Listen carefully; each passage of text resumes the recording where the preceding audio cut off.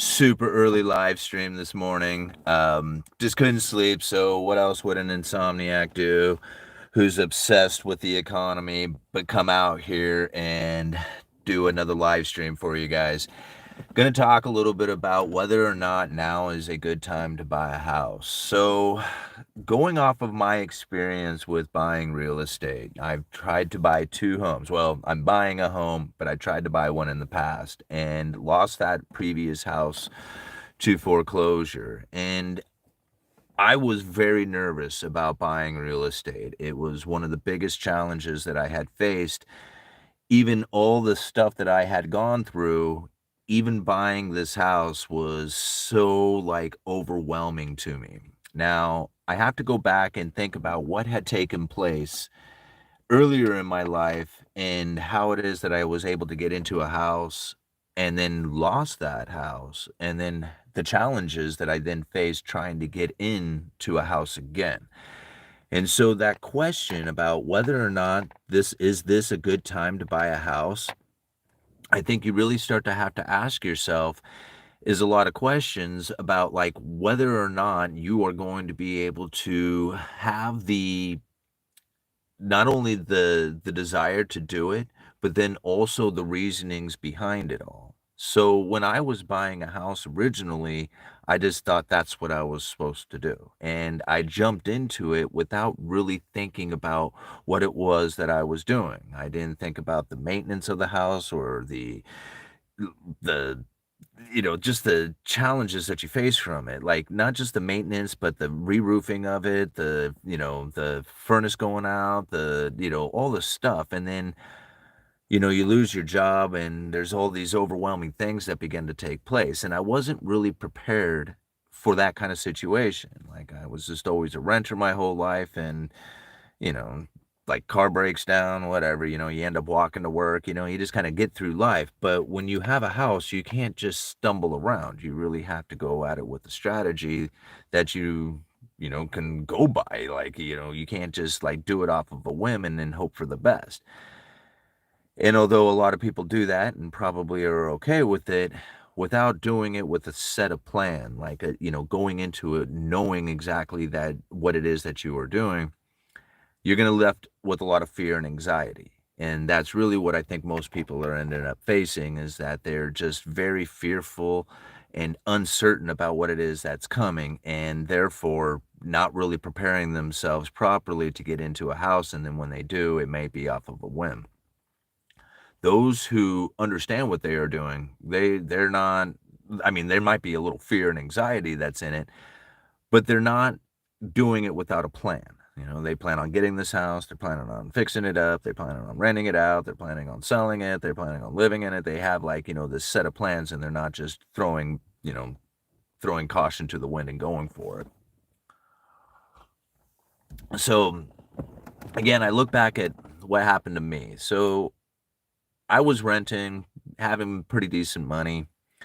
My wife, she comes to me, she says, "Hey, I'm pregnant." And I'm like, "Oh crap, what do we do?" Right? So I'm like, "Well, you got to buy a house, right? I mean, you don't raise kids in a crappy little house that you're renting. You got to find a decent place." And it was a crappy little house that we were renting, but it was just us two, and we were in our 30s, and we didn't think much about like the condition of the environment we were living in. It was just the two of us, and so we were just kind of going for it. But knowing that this wasn't going to work for raising a baby, and we needed a better place to go, and what did everybody say? You buy a house. Right? So it's early 2007. The housing market hadn't crashed or anything else yet. And we get into this house, and we were super excited. Wow, can't believe we did it. And things were pretty good at first. Kid was born, little challenges there, but everybody's healthy, cool, all right, let's do this. And a few years go by, right? We're in the recession, great financial crisis is happening. My area actually experienced a bit of a delay with the great financial crisis, especially considering that I was in the construction industry. In '07, there was a huge storm that came through and just about ripped off every house, or ripped off the roof of every house, and knocked over every tree in the county. And there was tons of rebuild that needed to take place. So the next couple of years after '07, it wasn't that bad for our corner of the country up here after that major storm had just ripped apart the entire county. So there was a lot of work to be done, but then, just like everything else, eventually it's going to catch up to you. And we started finding that the work was, depleting and there wasn't as much of it going on. And I was not bringing in the income. And, also a lot of stuff was happening personally in life with, drinking a lot and, the depression and everything else that I was facing at the time. I couldn't hold on anymore. And luckily, my dad was, there to help me out in a way that I was not expecting at all. And essentially, he had a little house out in the country, not too far from where I was actually living at the time. And he said to me, he goes, "Hey, I'm leaving this house. Why don't you move into it?" Right? And I thought, wow, that's really amazing of you, Dad. Thank you. And it was at, well, he knew that it was all coming to an end anyway. So, anyway, the house goes into the foreclosure, couldn't make the payments on it anymore, and I move into that country home. And things didn't get any better for me, right? I just kind of kept drinking and just not doing well and not making any kind of money and trying to, I had another kid, right, by this point. So this is like years down the road, had another kid. So now I got this little baby. I got this like 6, 7 year old. I'm in this house and dad's not real pleased with me, right? Because I'm not really doing anything. I'm not making the payment. I'm not like paying him rent. I'm drinking, whatever. And he is just like, dude, you got to get out, man. You got to, this is tough love, whatever. And I was pretty upset about it at the time. I look back on it, totally is what needed to happen because, yeah, I was taking advantage of the situation. Like, I don't like to admit it, but that's really what was happening.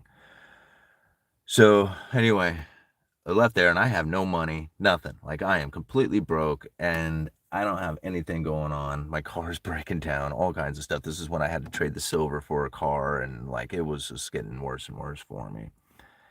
And that's when I was just like, okay, you got to change the way you're doing things here, bro. You can't do this. If you do this, these kids are not going to have a decent life. You're going to be challenged, they're going to have challenging life after this. You better figure things out. And so I had quit drinking before I left, before, but I was committed to that. I'm like, okay, that's it. I'm done. I'm not gonna drink anymore. I'm gonna do this. I'm gonna get these kids, raised right. And that was, it was hard to do because once you have quit drinking, you start realizing like all the stuff that you had done. Like you're looking out and you're like, man, I really screwed things up, right? And you got to do a lot of making up when you do something like that. And here I am. I'm like 40 years old at this time, trying to figure things out. Like, oh crap, now what? Right? No money, in debt, broken down car, got 2 kids, ain't got no future. It's just like, oh God, what am I gonna do? Right? So I just got committed to paying off debt. I was just tunnel visioned on it. It was like, okay, so you're, $20,000 in debt, got it down to, $10,000 on a credit card. And I was just like so focused. Like I would take $20. If somebody handed me $20 and I had $20 in my hand, I would literally walk down to the bank and put it on my credit card that had 9,800 and whatever on it. I put $20 on it. I was just focused. Just do it, do it, do it, do it, do it. And as I started to like pay off that debt and I started like, focusing in on trying to get different forms of revenue coming in, it wasn't really easy. I would like, literally like I had this little kid, little 2, 3 year old kid. I had a friend who had a little kid and it was just like, great. Yeah, I'll babysit. So I was babysitting. I was calling bingo. I was working a day job. I was doing anything I could. Right. And, and I started the YouTube channel around, it was in November of 2017. So a few years had passed and, I'm starting this YouTube channel and it's pretty slow at first, I mean, I'm just doing my thing, putting out the videos, and everything's going good. And the YouTube channel starts to pick up, and this is like a new thing. Like, whoa, what in the world, right? Now, when I say it's picking up, like I was getting like $2, $3 a video, right? Like when I finally got it monetized. And leading up to that, people were tipping me as well. They were sending me PayPals and, sending me stuff in the mail and, money and stuff. And it was just like all of a sudden, like this new thing in my life is starting to take off, right? And it's not like it's major. I'm maybe $50 a month is coming in, and I'm like, holy moly, this is amazing. This is the most amazing thing I've ever seen, right? This is the way I feel. I'm like, I got a product. I got something I can do, right? Not just like go to work every day, not just trade hours, but I got something in my life here. This is amazing. So I kept putting out the videos and the channel just kept growing.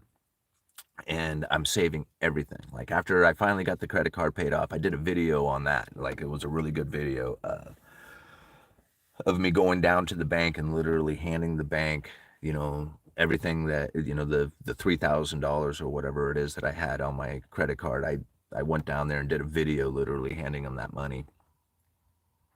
And it was like the biggest change in my life right there. It was, I mean, not like the drinking was a huge change, but the feeling that I had on the inside when I paid that debt off was just, oh man. Like everything changed for me. Like all of a sudden the view became better. Like the coffee smelled better.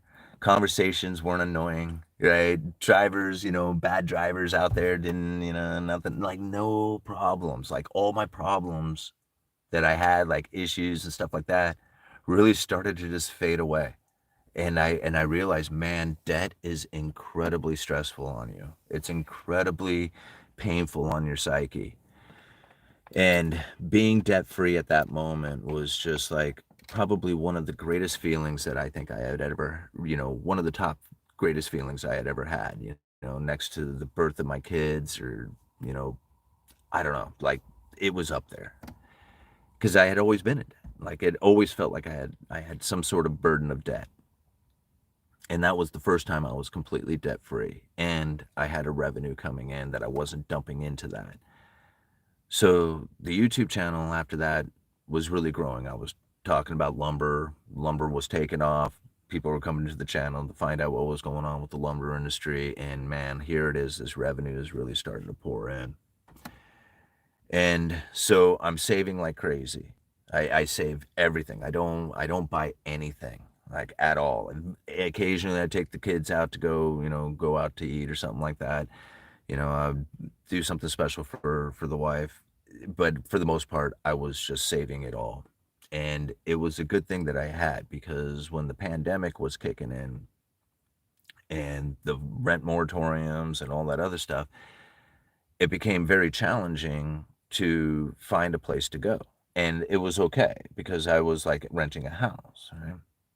And I had my landlord was a super cool dude, had really cheap rent for me. I was, like I said, it was a great, great position for me to be in at the time. I was just loving it. And I did not want that to change. Like I was like stacking cash fast. And of course, like everybody else at the time, watching the real estate prices go up, he was like, bro, I don't know if you've seen what real estate is doing right now, but I would really like to sell this house. How about you buy it?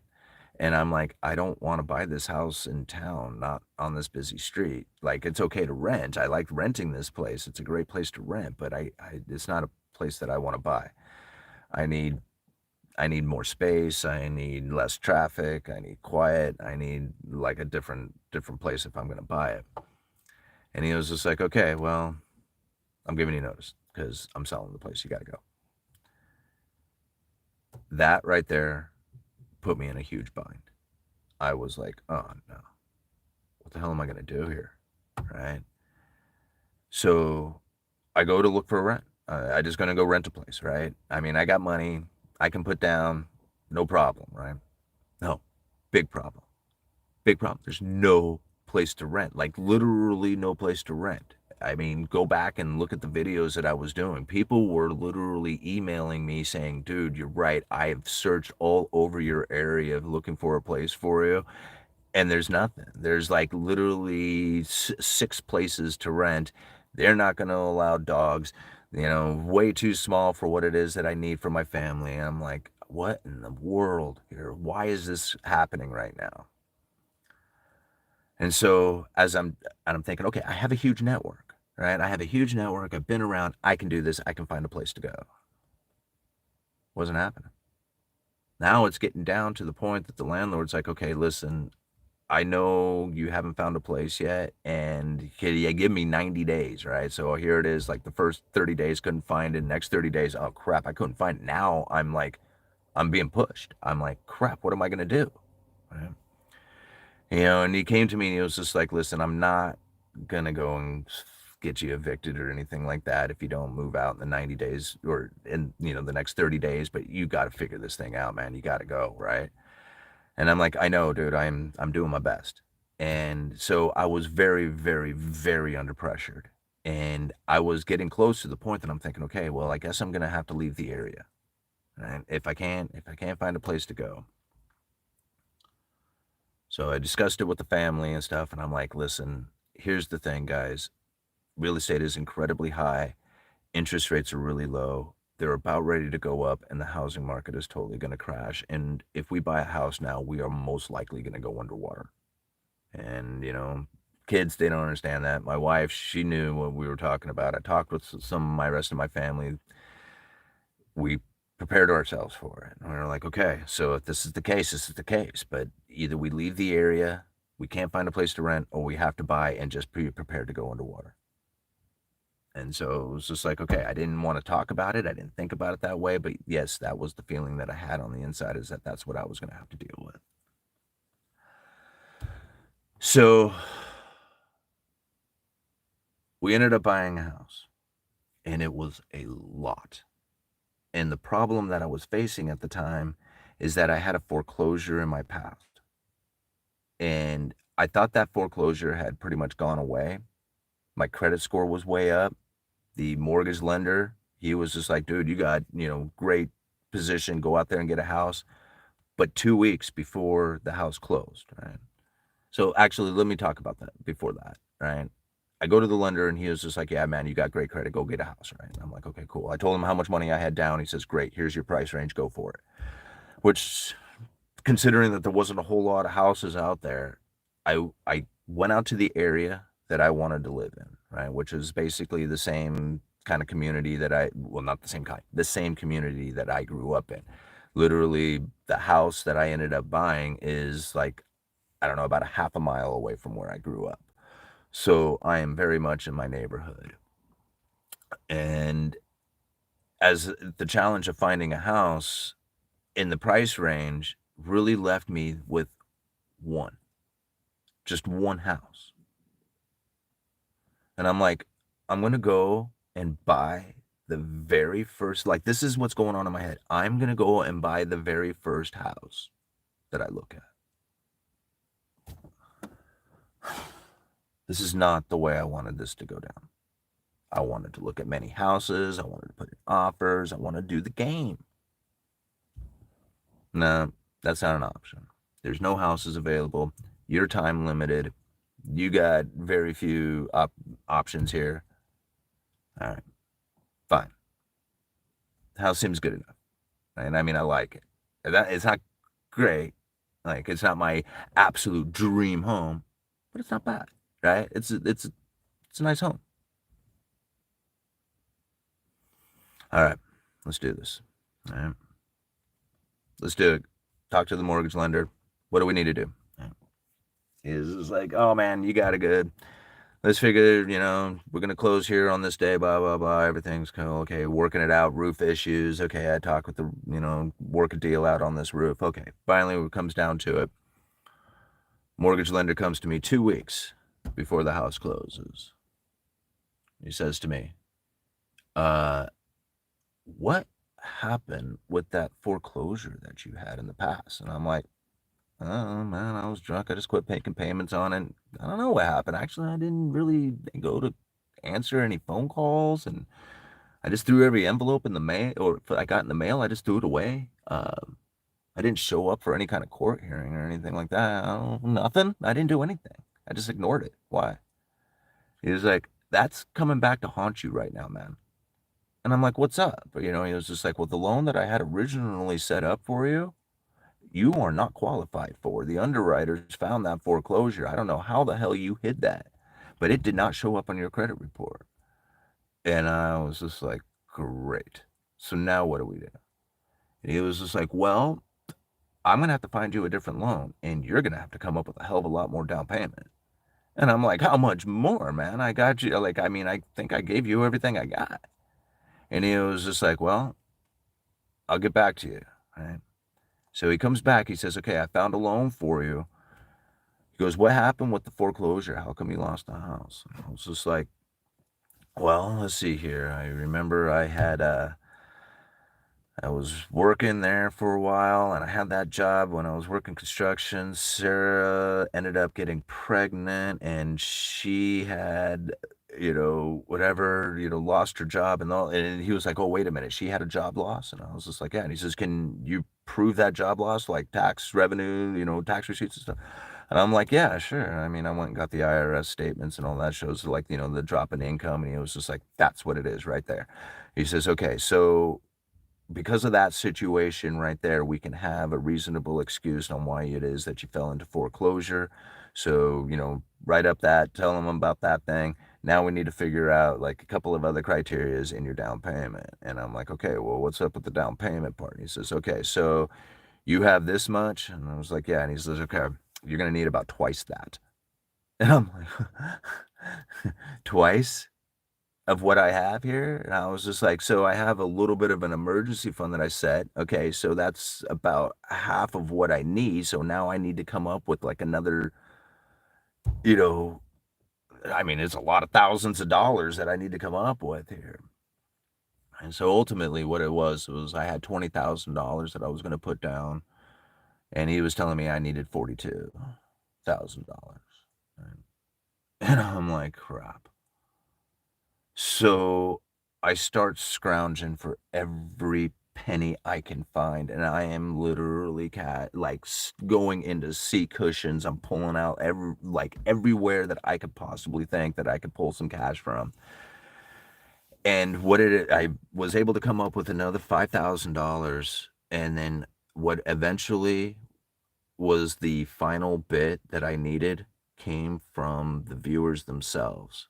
And that I had never spent, well, I spent a little bit, but I really pretty much had kept every penny that everybody had ever sent me on PayPal or Venmo or any of that stuff. And that's what was the final, is that the fans had tipped me enough through PayPal that I was able to finally take that money, which was pretty much everything that I had left, and I came up with the down payment. And when I was done, like out of scrounging everywhere, I didn't borrow and I didn't sell anything or anything else. I was just able to, scrounge it all up. When it was all said and done, I had $300 to my name. That's it. $300. I had taken every single dime that I had to come up with the down payment to put into the house, and I lost it. Right? I when people say, have you lost your damn mind? I know what that feels like. I lost my mind. I just, I did not feel like me anymore. I felt destroyed. I felt so overwhelmed, so stressed, so panicked, so anxiety ridden. I don't even know how the hell I was able to even make videos.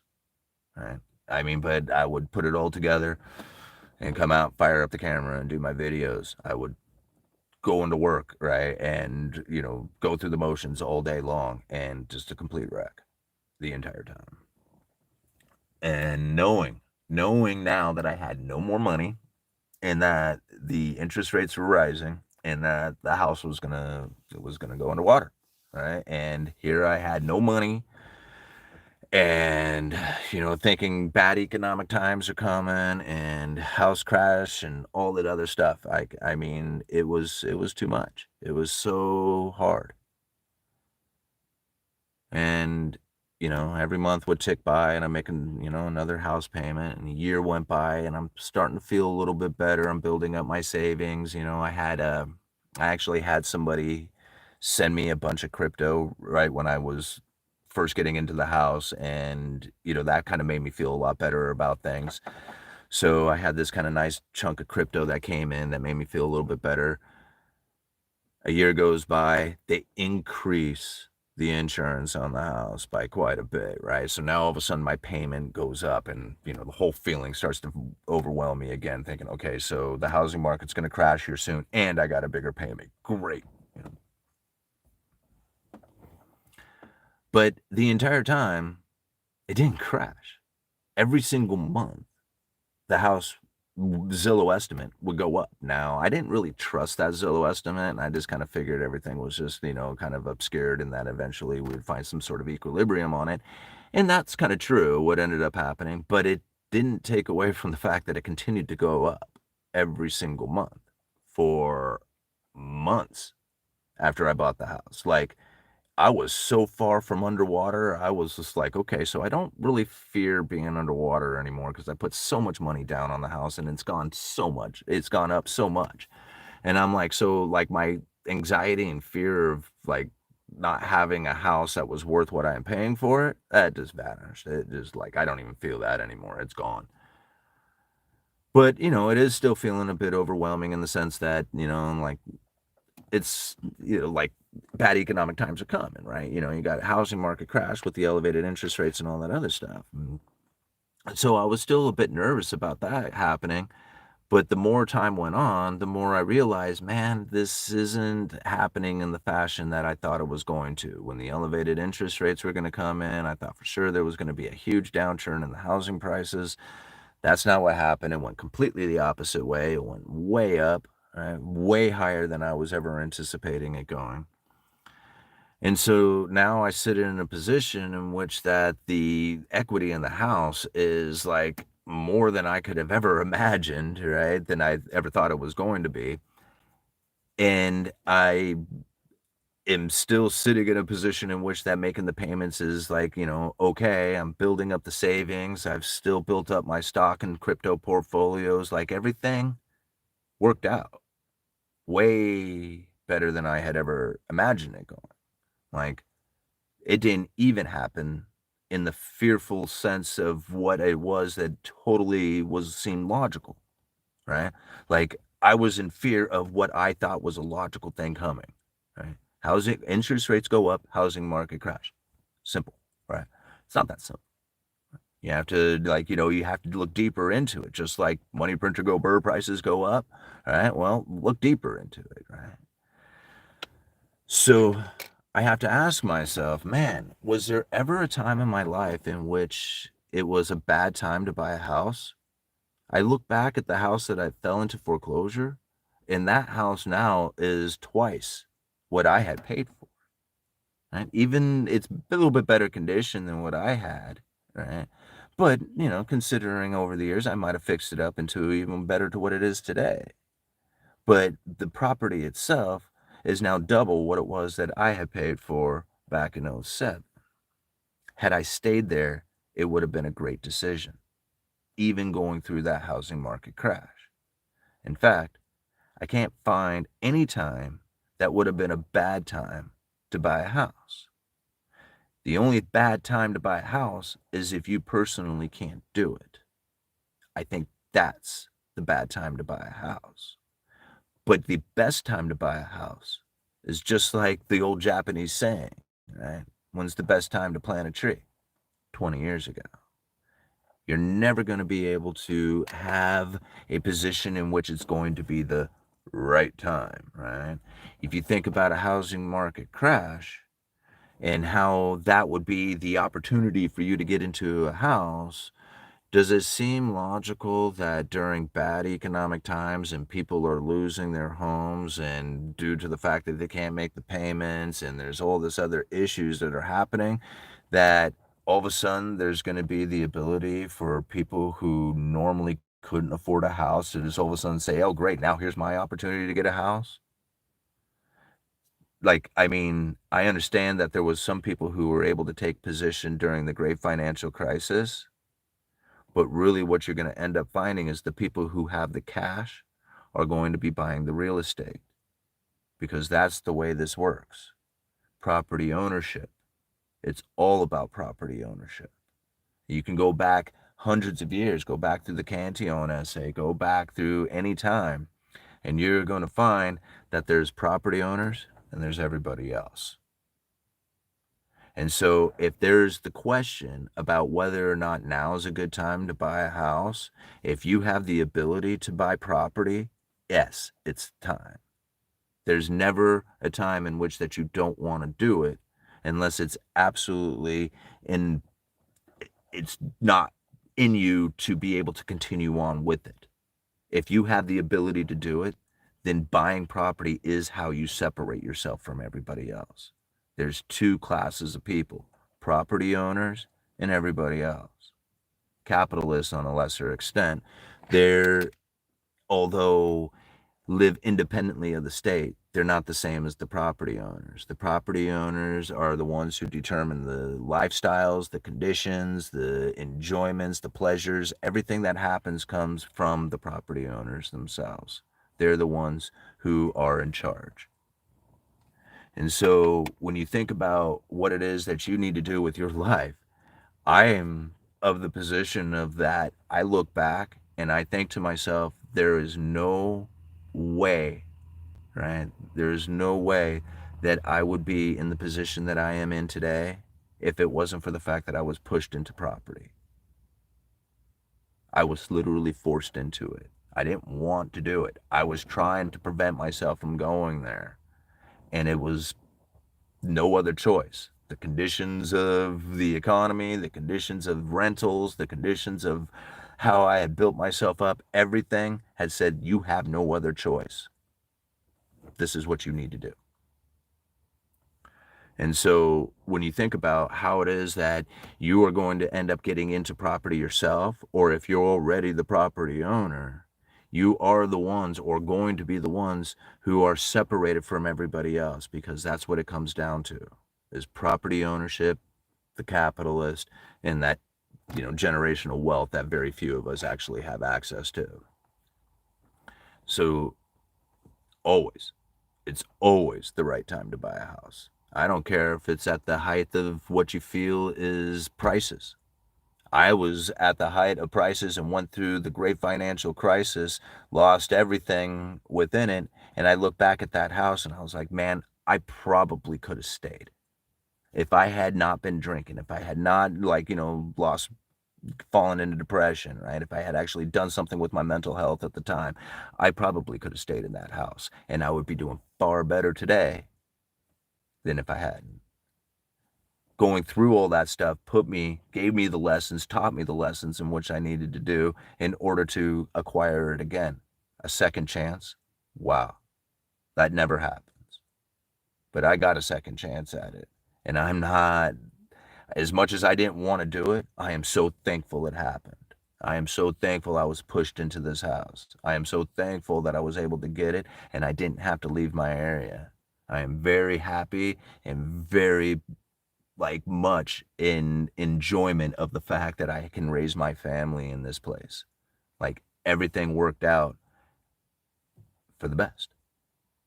As much fear and anxiety and everything else, all the people who told me that, dude, you just you just made the worst decision of your life, all these nations, you should go and read some of the comments on some of those videos. I mean, these people were tearing me up, telling me that here it is that I am now a flip-flopper, saying that there was going to be a housing market crash, which I did think at the time. I bought the house thinking that was going to happen. And now here I'm a flip-flopper, saying that real estate is the best position and all this other stuff. Yeah, that's what I'm saying, because that's what's going to separate you from everybody else. If you're not into it, if you're not moving towards it, if you're not trying to become a capitalist, I hope you have some generational wealth, because this is the only way it's going to happen. I look back and think about all the people that I've met through the Rebel Capitalists, through YouTube, through everything else. And Everybody has like this idea, how do you become a millionaire? Like a million isn't even that much money anymore, right? But all these people who have like the millionaire status, all of them did it through real estate. Like all of them. I mean, in fact, I don't even know if I know anybody who didn't, at least have some real estate in their portfolio as they were building up their wealth. Right? That's the way it's done because property owners and capitalists are the only two people who live independently of the state.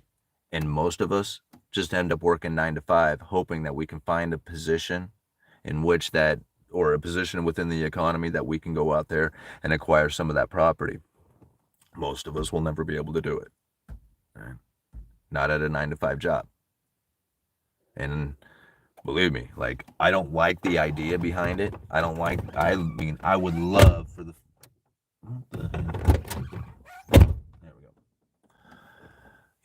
I mean, I would love for it to be in a way that, the average person can just go and have an average job and not have to focus in on doing side hustles and starting businesses and, figuring out other forms of revenue. I mean, I don't want it to be that way. I would love for the fact that I could just go to a 9 to 5 job and then come home and spend the rest of the time with my family and not think about anything else out there that's going on. It doesn't work like that. There was a time it did. And I mean, that's awesome that was good for those people. Right? But we don't get that opportunity. And when I see what it is that I was doing that got me into a house, got me into foreclosure, gave me the ability to get into a house again, the incredible, extraordinary amount of effort and time and sacrifice and energy and everything that I had to do in order to put every dime I had to get into a house that took a lot out of me, both mentally and physically, financially. It took everything, right? Like, I see how hard it is. And a lot of people out there want to think or believe that there's going to be a condition in which that this external becomes available to them. Right? It's not, it doesn't work like that. It's all a matter of the inside and what it is that you are doing. Because if you're going to want to get into a property, it's going to be something that you are doing that's far beyond what everybody else is doing. Because you're competing against everybody else out there. And not only you're competing against everybody else, you're also competing against everybody who can do it. So if you can't do it, think about how much competition you're actually facing. It's a lot. It ain't easy. And it's not something that is going to come easily. I know the amount of heartache and trauma and experience throughout all of this stuff. It's hard. Right? And most people will probably, like I said, when I felt like I lost my mind at one point. I could see where it would be very difficult for people to do this. It's challenging as hell. But what are you going to do? Right? What is you going to do? Because you don't have much choice. You have to become a property owner, be a capitalist. So you better become a pretty good stock buyer, right? By picking out them stocks or maybe starting businesses or doing something of that nature, which is, an excellent way to go about it. If you can't get into property, start businesses, buy stocks, and figure out what you need to do as far as the stock market goes, or bonds, or I don't know what it is, right? I mean, that's how capitalism works. You got to pick it out for yourself. But when I look out there and I think about what it is that I've read through history, and I think about what it is that I've seen as far as the ability for people to amass a lot of wealth, it's almost always done through property. It's done through real estate. And that's, so the question, right? Whether or not is now a good time to buy a house? Absolutely. Anytime you can get a house, it's a good time to buy a house.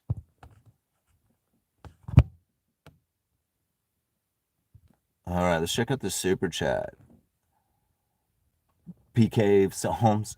Um, let's see, $5. Thank you so much. UE. Where's my glasses? Here we go. UE. Oh man, these things are terrible. Okay. Do you think the other countries will lower rates as well? If so, will it cause inflation? If they don't lower it, will it cause their currencies to appreciate? Um, well, I think really ultimately what they are probably going to do, if the dollar begins to weaken, right, what that will end up doing is it'll make our exports cheaper, right? And that's ultimately what we would be trying to do, right? Is if we were weakening our dollars to try and make our exports cheaper for other people to buy. On the flip side of that, what it does is it makes those imports more expensive. Right?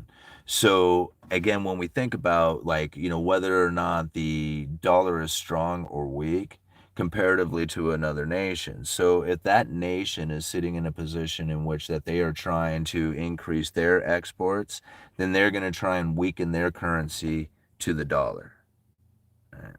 And so I think it's better to look at it in that fashion. Whether or not they adjust interest rates might have to do a little bit more with their own economy. Like, you think about it, the Federal Reserve has two things that they're trying to deal with. One, they're trying to deal with the global currency, and two, they're trying to deal with the United States economy. So they got like two different things happening at the same time.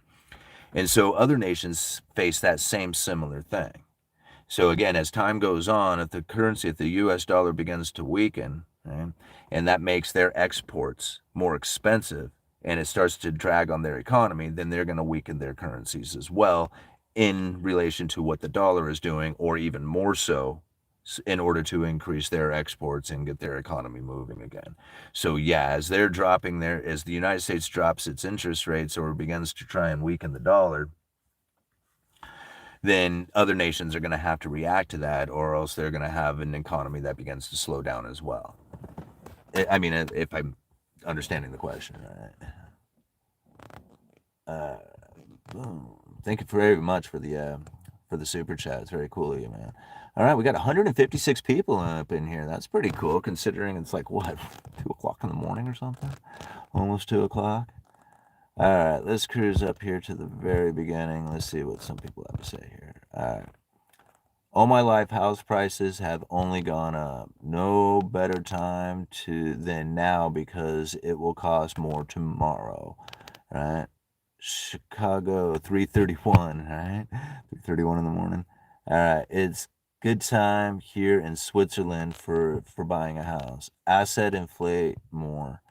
It's never a good time to buy a house. You buy it when you need it. Luckily, it's usually a 30-year loan, so you probably at some time, 30 years, you might be able to get lower rate. Um, it's never a good time to buy a house. I think it's always a good time to buy a house. I think there's times in which that it's not a good time to take out a loan. That might be a different question, but I think the acquiring of property is very important now. Like, if you are not in the position, because like when I was growing up, it seemed like the ability to buy a house was there for everybody, so long as you focused and paid attention to what you were doing and put the down payment and saved up and sacrificed and all that. Just anybody could do it, and that was really true. Like, I mean, hell, I did it, in '07. And I wasn't like, I didn't know what I was doing at the time. I wasn't even going into it with a plan or an understanding of what it was that I was happening. And I was still yet able to acquire property. And I look back on it and it was just like, man, it was my own fault I lost that. Had I was able to retain it, I would be sitting in a beautiful position with that home. I might even have multiple homes now. Of course, if I hadn't lost it, I wouldn't have started this channel, because it was losing that house that got me into like, what the hell is going on here, and me studying the economy and eventually starting this channel up. But I look back on it, there was never a time in which that I think it was a bad time to buy a house. And considering that the ability to get into a house when I was younger was a hell of a lot easier than it was the older I get. And now, like, like I said, by the time I got to here, it took so much. It took so much. I could not believe how much it took out of me. It took, right? It took everything. And I think to myself, it was just like, man, that is not something that an average guy could do. That was not something that I could do if I did not have like the channel going on, if I didn't have the side hustles, if I didn't have all this other stuff happening.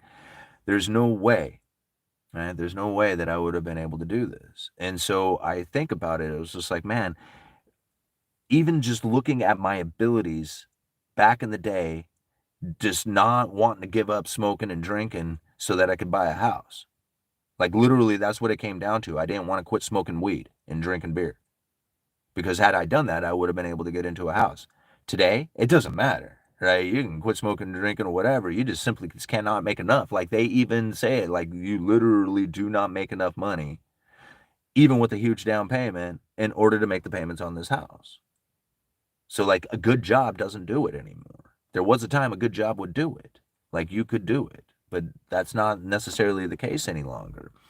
And so that's an obvious sign of how the separation between the rich and the poor is really going to grow going into the future. Because even like take it back earlier than that, even before I was, an adult, there was people who could buy a piece of property for not that much money. You could literally buy a piece of property and then piece together a home. And an average dude can do this. I know one guy who's putting a house together. And he's doing it all himself. It's a beautiful home. I look at it every day on the way into work. I talk to him about it, and it's a long process. And it's a big house. Like he's doing a nice home. It's the only person I know who's doing it. The only person. Right? And I don't know how long it's going to take him to finish it, especially if he continues to do it all by himself, essentially, because that's what he's doing. I mean, it might take him, a very long time in order to acquire that. So to actually have a house that, that he can live in. I don't know how long down the road that's going to be before he actually is able to say, yeah, I'm done with the house, I can live in it. But considering that he's doing it by himself, it's like, man, yeah, no wonder why people don't do it. Right? It's like most people are like, man, I can't wait that long. Like I need to be living in a house like next month, And so it just doesn't happen that often anymore.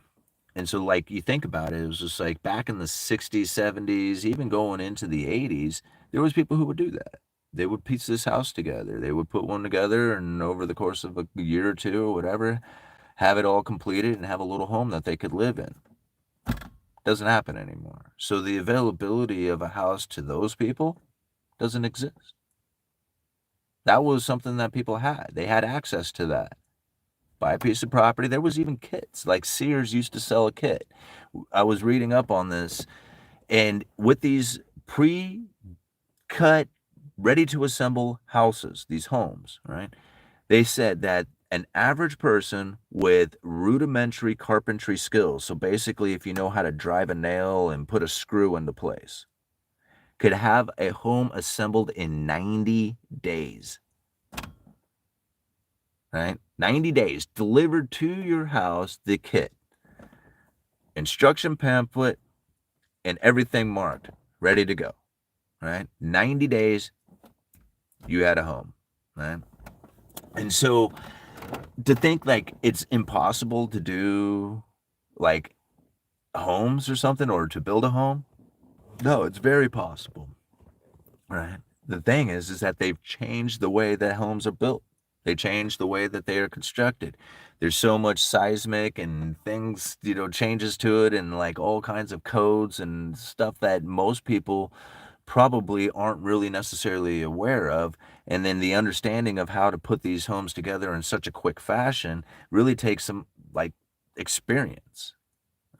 And I'm not saying you can't do it and you can't put kit homes together. It's just not happening, right? If it was an efficient thing, if it was a viable thing, we would be doing it, right? It would be happening out there. So it's not something that's going to be taking place where the average person is going to be constructing their own home, not like they used to. So you think about the limitation of inventory that comes from the fact that people just aren't putting their own homes together. Now, what do we got? We got ever increasing amounts of, fees associated with it, right? All the red tape that goes with it. Everything that happens to try and build a house causes it to be incredibly expensive before you even get started, right? Before you even get to start on all the material costs and labor costs and everything that goes into it, you've spent tons of money just to get to the ability to build a house. So it ain't happening. Not for the average person. Not like that. The average person is going to have to realize that, man, my 9 to 5 job and sacrifice is not going to be enough. I'm going to have to put out there incredible amounts of effort, side hustles, businesses, whatever it is that I can do. And that's the only way it's going to end up happening for most people. And what I think is like, I found a comment earlier. I just kind of dawned on me when I was saying that, but I found a comment earlier that said something that goes like, I find it amusing. Like somebody, like the comment says something about like, I find it amusing or interesting or weird or something like that, that poor people defend rich people. And I thought, is that, are you like, were you talking to me about that? Like, I don't feel rich by any means. And maybe, yeah, I do sound like I defend rich people on occasion, but it's not because I think rich people need to be defended. It's because one day I want to be rich and I don't want to be punished for that. Right? I mean, that's really what it comes down to. It's just like I want to acquire that sort of position, and when I do, I don't want people to say like, "Oh, you're a jerk." Like I don't know. Like to me, like I don't get it. Right? Why would that be the case? Like I'm trying hard here to acquire something better in my life, and then if I was able to do it, I get punished for that. Like I get treated like I'm a jerk for doing it. I'm greedy or something. Like that to me is just like it's a very like odd odd comment that I came across, but yet this seems to be like kind of common belief amongst the people out there. And then I realized, wow, that's the belief that limits them from being able to acquire a home, right? Is simply that right there that says if I was to do this, I'm a bad person. I'm greedy. Right? I like like some sort of like need to be punished for doing it. Like this is literally what people tell themselves before they have even acquired it because they are jealous or something, envious. I don't know what it is of that position, and so therefore they give it a bad name. They're trying to give it a stigma or something of that kind of nature. And I find that very odd. All right, how many? We got 187 people watching. Nice. What is it? 2 o'clock in the morning with this many people? What you all doing up? All right, let's cruise down here to the bottom. All-nighters up. All-nighters always up. All right, people need to learn their rights and know that permits are really not required. Yep, when they when the correct language is used. I absolutely agree, all-nighter. And that's one of the things is it's like it's very difficult to see, it's very difficult to make it in this world, right? Just doing it the right way, but then to also understand that it's all manipulation and voluntary. You don't have to do this. You're a free walking individual person. You do not have to contract like that. Right? Or you can contract like that. I mean, it's all entirely up to you if you understand the contract. And I think like that's where, a lot of times, for people who don't really understand that that is a real thing out there, that how do I put this so that it doesn't sound like totally conspiracy theory? I just can't. Like you just sound that way. Is that ultimately the sovereign person has the highest authority above everything else. And to know that and to be able to exercise that can then give you the ability to then acquire things in your life that seem limited to only a handful of people out there. You'll find that there is no limitation to it. And the only reason why it's limited is because we voluntarily make it limited. And I know that's very like out there to say, and I'm not going to go too deep into it because really I'm not the one to try and discuss it to that sort of level, although I know it exists. I think understanding that it exists gives you a lot of power in your decision making that takes place out there, especially when it comes to your individual personal rights. Moving on. Let's see here. Let's cruise up this little way. Got Cody. Calling people greedy isn't going to make your debts disappear. That's right. Cody, you're absolutely right, man.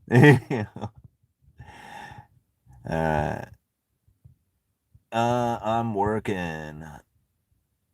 I'm tweaking, just kidding. Yeah, no kidding, right? No, I feel like with this coffee, it's pretty strong coffee this morning.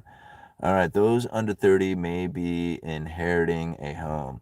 Yeah, I mean, I think it will eventually, like everything that I do, everything that I put together, everything that I save, I mean, eventually, I mean, I'm all doing it for my kids, like, I mean, I would love for one day to be able to say, hey, guys, mom and I are coming to the end, and you got this, this empire of property rentals or something, like, I mean, I don't even know if it's going to be that, but just something to say, hey, we built this up.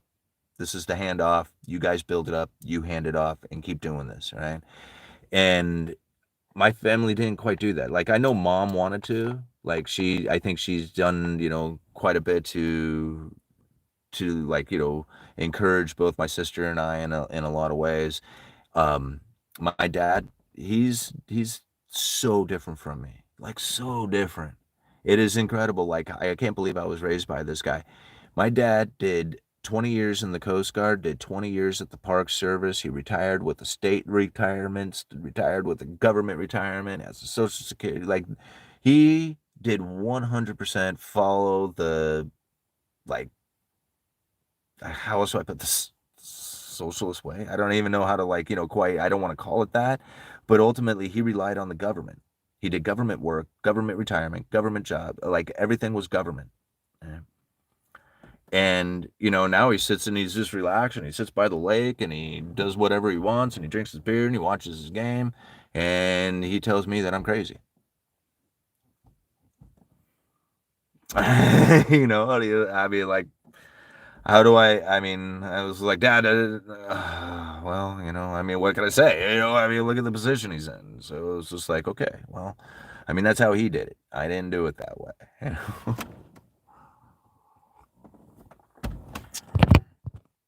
All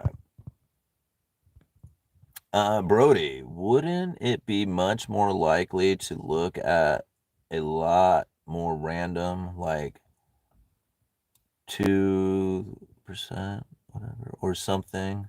Does that mean it's arbitrary? You must be talking. Oh, here we go. I guess I got to back it up a little bit. Sorry, Brody. Okay, Simon, have you ever heard any solid seeming explanation where the Fed pulled 2% from?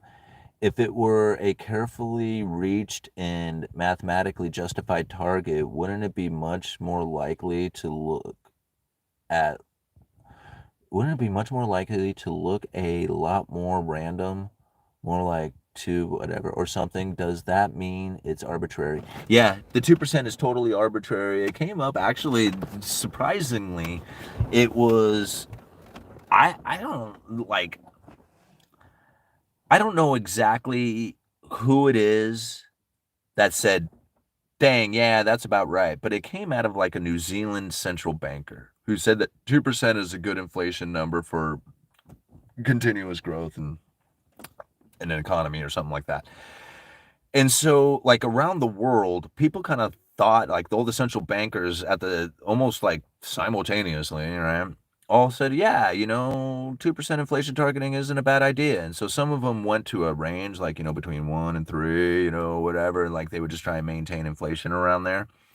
The Federal Reserve took a 2% target, like back, I think it was in 2012, I think is when they like officially said, hey, we are going for this 2% target. And that they would always try to maintain 2% inflation. And so it was ultimately to anchor in a 2% inflation rate. And because there's no way that you can keep inflation at 2%. There's just no way, right? Inflation is just a constant move. And so like to say, hey, we're going to shoot for a 2% target and try and maintain this 2% target, it's an impossibility. It's just like, I mean, because it's a constant change, right? So they knew that they would have to adjust rates in order to in order to achieve what it was that they were positioning the economy to be at for the inflationary scenario. And now what I mean by that is that if it was a 2% target they are looking for and inflation was running above 2%, they would adjust monetary policy to try and bring it back down to 2% again. If it went below 2%, again, they would try to bring it back up to the 2%. Even though they would never be at 2% ever, they would just try to hit this 2% target and let the bygones be bygones. So if they were not at 2%, they wouldn't try to make up for it or anything like that. They would just try to get it back to the 2%. And if they missed it, then they would adjust a policy again to try and get it. And then boom, they would miss it again. They would adjust policy to get back up there. So this is how the Federal Reserve would typically operate. Most central bankers around the world is that they would go for this 2% target and then let the bygones be bygones, even though they never really achieved 2% ever, right? They would just like, hey, if it's above it or below it, we'll adjust policy to attempt to achieve this thing. That switched when they realized that over the long run, they failed to achieve inflation that is continuously even remotely close to 2%. In fact, it's falling under 2%. And if you start averaging it over time, they are consistently under 2%. So they knew then that it was okay, this 2% targeting doesn't work. And it doesn't work for us. I mean, although we can adjust in interest rates to attempt to achieve a 2% target, doing that leads us running under 2% continuously. So that's when they switched. And it's when they went to the average, flexible average inflation targeting, so that, they could basically look at inflation in a different fashion. They take over the consideration going back how long they need to see it till they find a 2% average, and then figure out what it is that they need to do to either bring that 2% average closer to themselves or further away. And I know that's kind of difficult to understand within itself. But they have changed that from going from that 2% target where they would be like, okay, we're going to attempt to achieve this and let the bygones be bygones. Now they incorporate the past and say, okay, we need to have make-up strategy so that if we run under 2%, inflation needs to run high for a while. If it runs high for a while, we'll probably have it running under for a while. And again, this is like, how the make-up strategy would work. That, again, this is really confusing, but that's probably going to change here as the recalibration starts to take place within the monetary policy, because their long-run goals and projections, or whatever it is, I forget the statement on long-run goal monetary policy and what is the name of that thing? Hold on, I'll tell you. That comes to an end here in January, right? So they're going to change their wording on how they view monetary policy, and they very well could go back to a target. They could stay at the flexible average over time. Where'd you go at? Hold on 1 second, guys. Let me turn this light back on. Why are you off?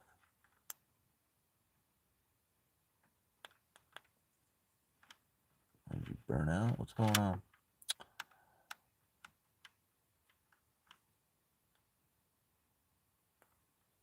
Oh, wow. Huh. I don't know what's going on, but I just lost my light. That's a bummer. Why would you go out? Hey, give me a second, guys. Yeah,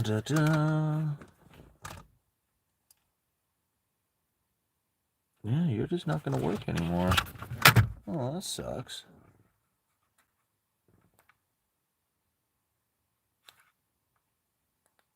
Oh, damn. All right, got it.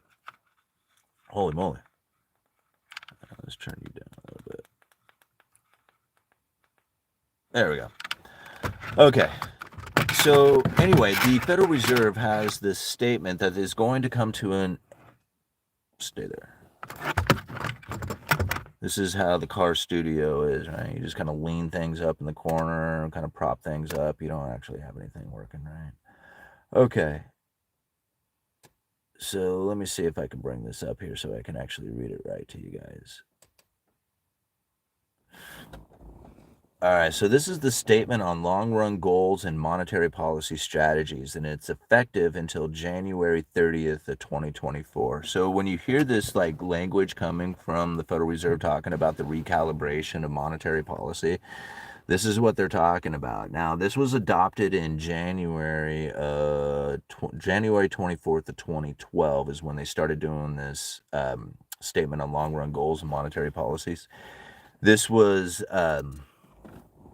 this again was changed August. I think it was, what was it, August of 2020, right? Jerome Powell's speech. And the change in it, all right, went like this. The committee, this is a big part of it right here. The committee has the ability to specify a long-run goal for inflation. The committee reaffirms its judgment that inflation at a rate of 2% as measured by an annual change in the price index for personal consumption expenditures is most consistent over the long run with the Federal Reserve's statutory mandate. The committee judges that long-term inflation expectations that are well anchored at 2% foster price stability and moderate long-term interest rates and enhance the committee's ability to promote maximum employment in the face of a significant economic disturbances. In order to anchor long-term inflation expectations at this level, the committee seeks to achieve inflation that averages 2% over time, and therefore judges that following periods when inflation has been running persistently below 2%, appropriate monetary policy will likely aim to achieve inflation that is moderately above 2%. So up until that statement right there that I had just given, they were going for a 2% target. They changed that, and this very well could change again come January 30th of 2024, when a new statement on long-run goals and monetary policy strategies will be made. And now they could keep it. They might find that it'll change. They may, may go back to a target. I doubt they will, but since it didn't work in the first time, or something else may occur, right? But ultimately, this was the monetary policy strategy that we would be facing until the end of this year. And that's one of the reasons why I find it like amusing when a lot of people were talking about interest rate cuts and stuff like that way back in at the end of last year at 2023, and they're talking about emergency rate cuts and all this other stuff. And I'm like, all this stuff that I was hearing out there, I'm like, nobody's really taken into consideration that this monetary policy is going to be going until the end of the year, where they'll be going for a flexible average inflation targeting. And since most people weren't looking at that and they figured that inflation was going to come down and that would be the immediate end to elevated interest rates, I was thinking, the Federal Reserve sees it a little bit differently than the 2% target. Now, if you go and think about basically since over the last 6 months to like not so much over the last 3 months, but definitely the previous six. So like 9 months ago up and, for about a 6 month period, it was 2% target all the time, 2% target all the time. I saw so many articles, Time Magazine, USA Today, talking about this 2% target and then talking about how the Federal Reserve doesn't see anything else except a 2% target. And I'm thinking, that's not true. I mean, their long-run goals and monetary policy strategies straight up says that they are going for something that is moderately above 2%. So therefore, it couldn't possibly be a 2% target. All right, like a 2% target means that you go for that. And if you're moderately above 2%, that means the target's above 2%. Right? I mean, it was just like, here, what are you aiming for? I'm aiming for 2%. All right, well, what happens if you aim above that? Well, then I wouldn't be aiming at 2% anymore. That's it. That's like, it's easy enough. And so when you think about like some of these statements that were coming out, I think that was part of the propaganda in order to facilitate the Federal Reserve's ability to anchor long-term inflation expectations at the 2%. Because really, if you were to ask anybody out there, what is the Federal Reserve attempting to achieve with inflation, they would immediately say 2%, right? Not knowing that there's a flexible average inflation rate saying that they would want, or flexible average inflation targeting, that would then say, no, they're actually going for moderately above 2%. Again, that's like, nobody internalizes that stuff. I mean, I have never heard an economist out there or mainstream media, anything, ever talk about that. There was a pretty good neutral interest rate discussion with Jerome Powell, though. I don't know if you guys caught that. I'm going to try and find the video. I tried finding it, and I was going to leave a link to it, but I couldn't find it. The little clip that I wanted to to take out because it was like I think I'd have a bigger press conference, but they were discussing the neutral interest rate in a really good way too. You know, it's just like finally somebody is bringing it up in a fashion that we can actually like question them on. And so understanding that that neutral interest rate is a very big deal to the Federal Reserve. And it's a very big deal to the position in which the Fed funds rate is in relation to that neutral rate. And so understanding that the neutral rate is the rate that's neither accommodating nor restricting the economy, and that rate is falling and falling quickly.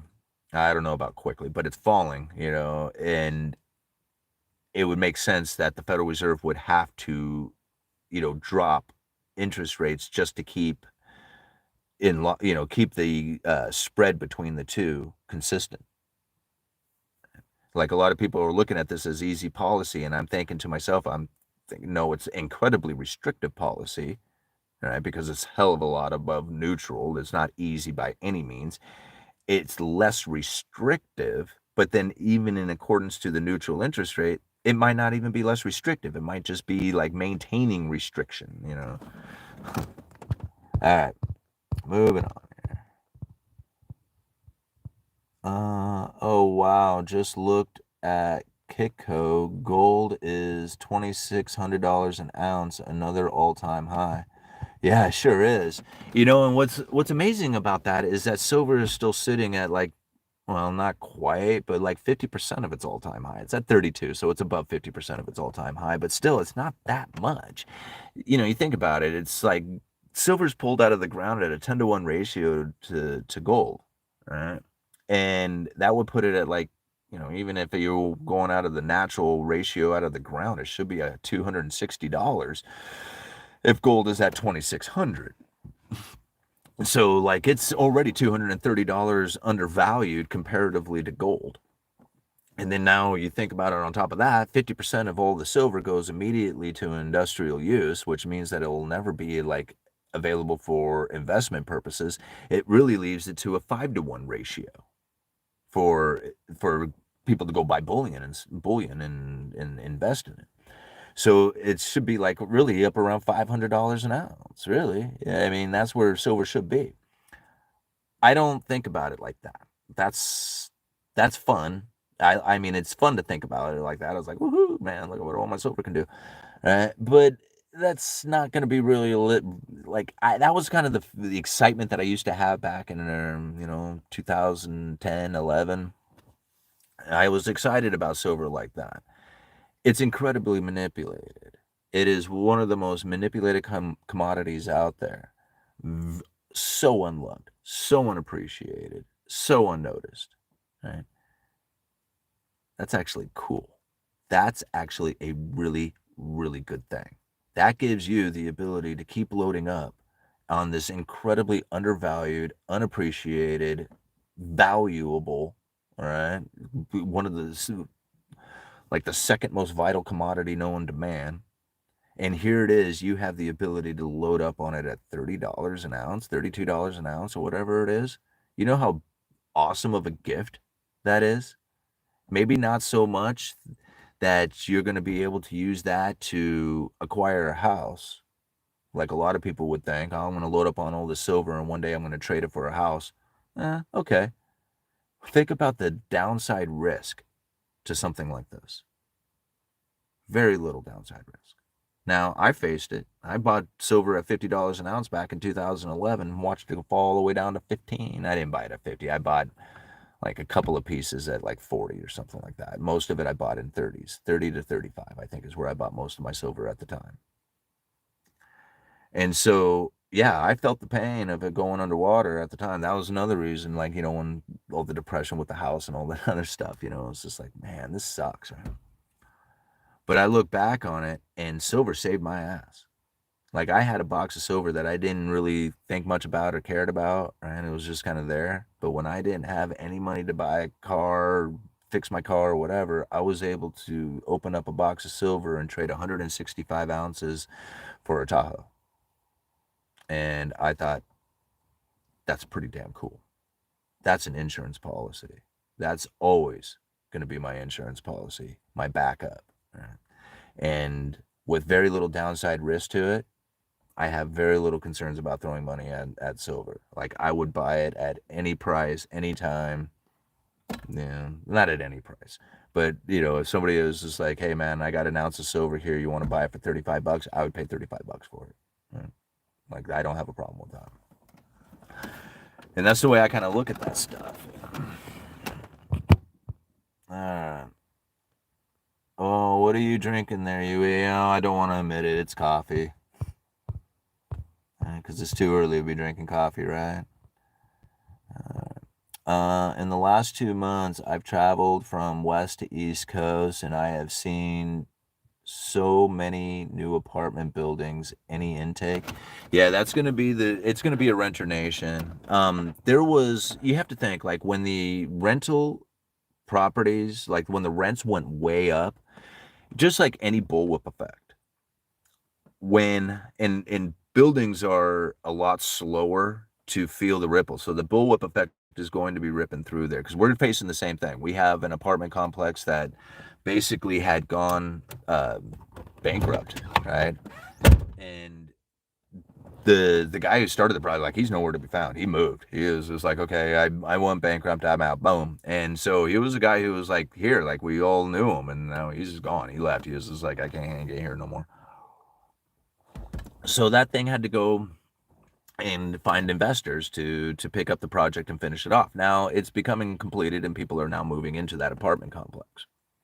But they started it way back during the pandemic. And I would imagine that a lot of buildings face that same thing. They started the building. Once you are in motion, you can't stop.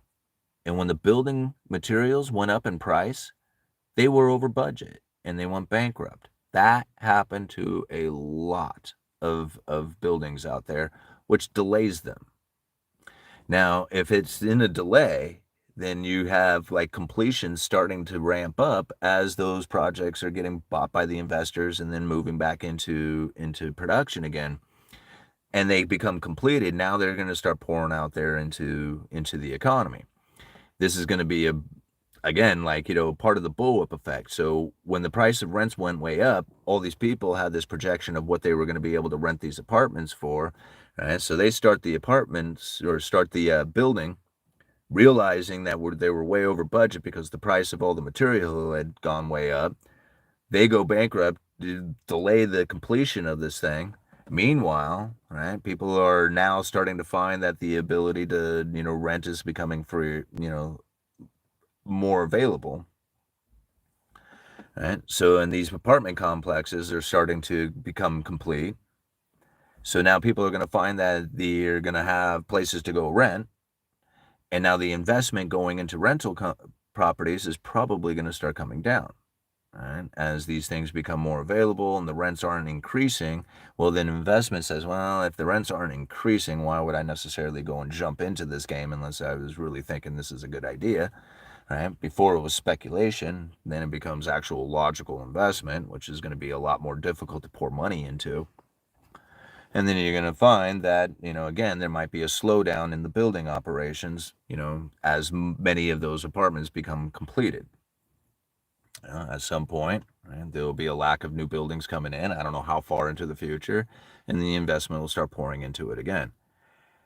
However, understanding that we are moving more into a renter nation than a owner nation, because the owner nation that was part of the industrial revolution, and people, like, getting good, higher paying jobs and higher standard of living and being able to acquire those things.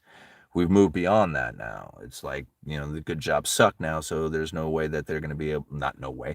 The good jobs suck now, so there's going to be less availability for those people to go and buy a home. They're going to have to be renting apartments or renting places or whatever it is. And so you're going to find that as that sort of behavior starts to become more prevalent within the economy, you're going to find that more and more apartments will then have to be built, and that's what most people are going to end up living in.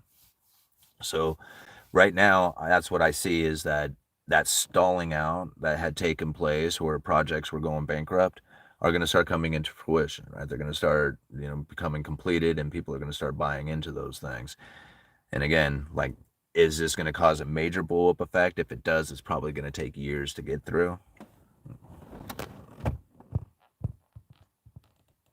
All right. During the last recession, gold and silver prices dropped.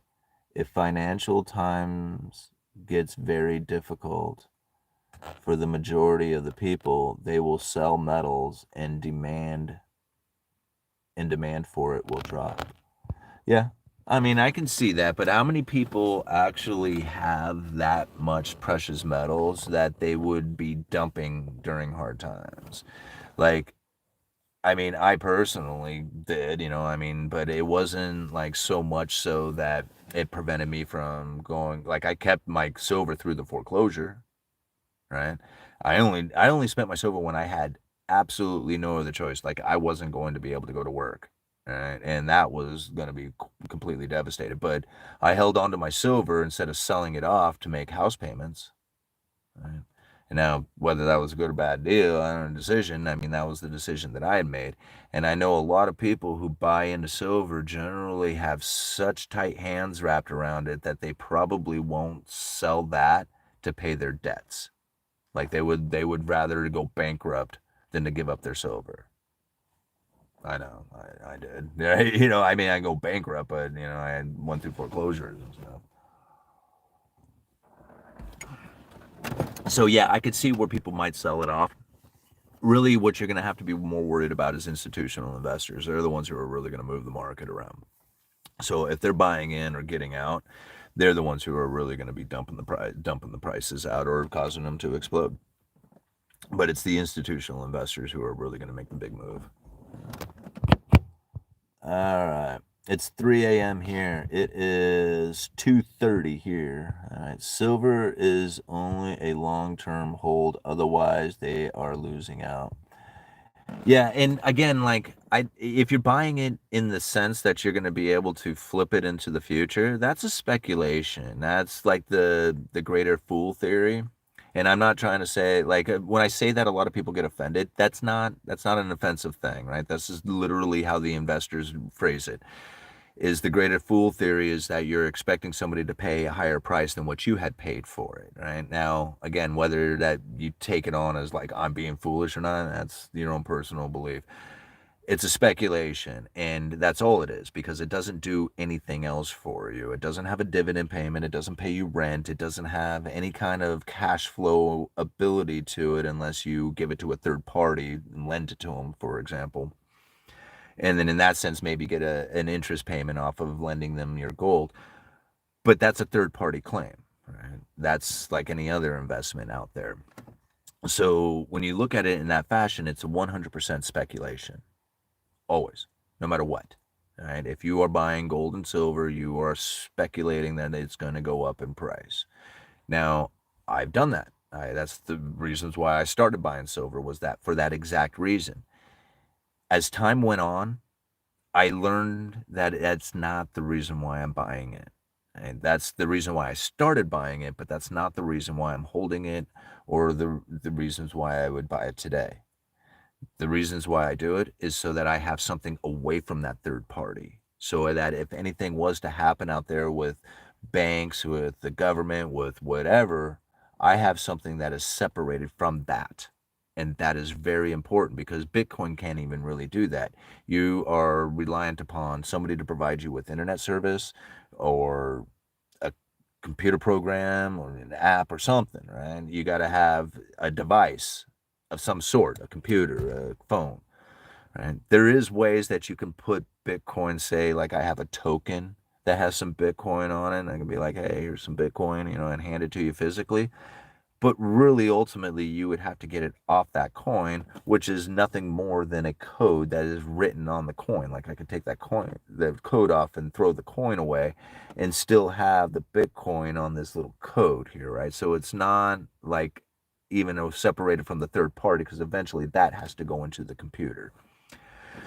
So again, like there's really nothing else out there that separates you from the third party claim like precious metals does. There's, firearms and other things that can say, hey, this has value and it's tradable and, all this other things, but not quite like silver can do. Like there's some places in this nation that it would probably be easier to unload or sell a firearm than it would be to try and sell silver. But generally speaking, if you have a silver coin in your hand, you have a silver maple leaf or a silver eagle or, a US eagle or something, and you go into a bar, just about any, dive bar, a regular bar, local bar, in any part of the United States, good chance you're going to find somebody who's going to give you 25, $30 for that coin today. And that's like a really good possibility. That gets you some gas. That will get you some food. That will get you a handful of the little necessities that you need in order to make it through the day. Right? It's not going to provide you with a place to stay for the night. Like, I mean, it could possibly, but maybe if you had a bunch of them. But that's not the point. The point is that you need something small. If you have a gold coin, how do you break off enough to buy a few gallons of gas? You can't, right? Not. I mean, I guess you could, but it's not going to work out very well going into the future when you have a coin that has a broken little piece off of it. People are like, "What the hell is this?" Right? But if you have silver, well, then you can trade off small little increments, right? Even all the way down to a silver dime. If silver was to explode to $1,000 an ounce or something like that, you can take it all the way down to silver dimes and still have like a fairly tradable amount that isn't like overwhelming. So it might be a lot, but you can deal with that. There's very few items that I can think of that can do that sort of task. That's like, it's very rare outside of US dollars, right? Outside of cash. But if you weren't using cash, I can't think of anything else out there that would quite do that, like silver can. Right? And so to me, that's a very unique thing to have. And this is that ability to be able to trade outside of the third party claim with something that is recognizable, 5,000 years of traditional history of storing value. It's like, it's unique. All right, look at all these people. We got 211 people watching and 103 people have hit that like button. Go hit that like button. We'll see if we can get it up to 400 before we end the live stream. That'll be fun. 400 people. All right, if silver is not magnetic, why does it periodically slide down a magnet instead of running right off of it? That's how you test silver. Yeah, and I have some rare earth magnets, and it's kind of funny because like you put a regular magnet on and it'll slide right off, but you put a rare earth magnet on some of them and it'll slowly go, right? It'll still fall off, it won't stick to it, but it's like it drags very slowly off of there. So the impurities that are still in there, I think, even though you got 999, I think like that might be a bit questionable on some of the pieces. Like even silver eagles aren't full 999. They have some copper mixed into it on purpose to make them more durable. So, like, although it contains an entire ounce of silver in it, they do have a little bit of copper to make them harder. There are people on this chat that think Kamala Harris is actually a woman. Like people. Wow. Okay. Do you occupy your mind with that kind of stuff? I'm just curious. Is that like I don't occupy my thoughts with things like that. All right, I found 2 silver dimes in Alaska this last season. Always lots of copper pennies too. That's cool.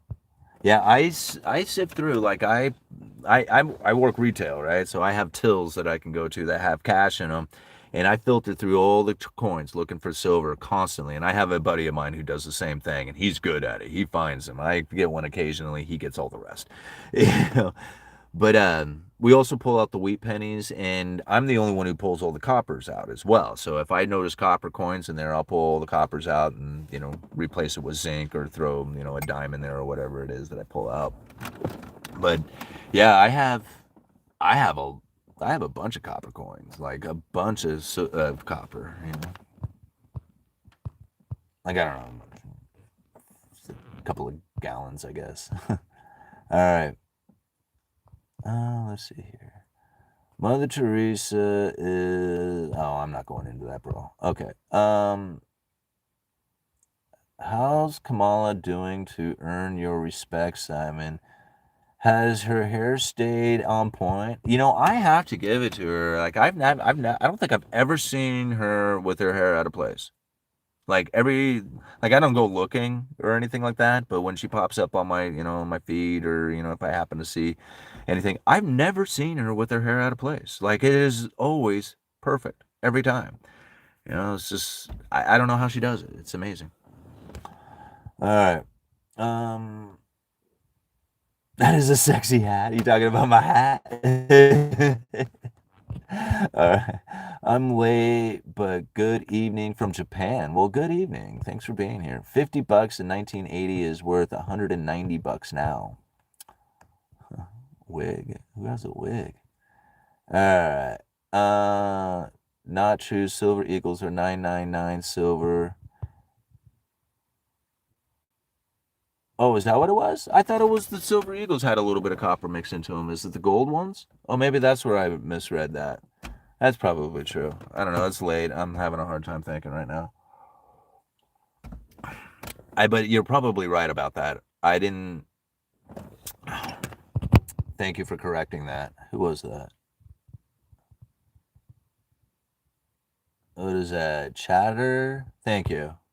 Yeah, I think you're right on that. It's the gold ones that have a little bit of copper mixed in. All right, you indicated that you turn to go by.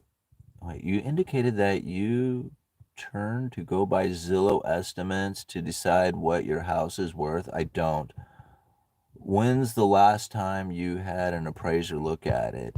I don't. I didn't, right? And I don't go by that Zillow estimate, right? I really don't. Because at one point, like the Zillow estimate had such a ridiculous number attached to it. It was just like, well, obviously that ain't right. It's not reasonable, And so once that had happened, I was just like, okay, so these Zillow estimates are far from accurate.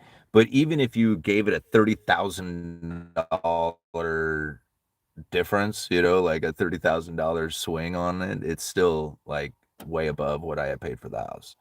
So it would have to take, let me see, you would have to drop about 15% off the price right now before it would be back to what I had paid for it off the Zillow estimate. At one point, it was like 25% or something like that above what I had paid for it. Some ungodly high number, and I'm like, no, this is like I'm looking at it going, yeah, it was just like, what fakery is this? Like it was just like this is impossible. And I knew it. And so when I watched a whole bunch of it fall out, I didn't get upset or saying, "Oh man, look at the housing market crash. Look at it, it's lost 20%," or something like a lot of other people might have done. I'm just thinking, okay, well now we're going back down to something that might appear to be reasonable, and even still it's high. It's not like necessarily reasonable. So until I see that Zillow estimate go back to what I had paid for it, I mean, to me, it's like, it's neither here nor there, as far how much it's moved up. So I don't like consider that number to be accurate, but I do believe it to be like showing that the house is worth more today than it was when I paid for it. You know, that I can agree. And if it ever dropped back down to what I had paid for it, it very well could be that it's now underwater, right? Even though the Zillow estimate might say that, hey, this is what you had paid for. I actually wouldn't go underwater because I would have to take another $40,000 off of that. So again, like I was just concerned about going underwater on a home. It's so far from that now. I'm just like I don't even concern myself with the idea of it anymore.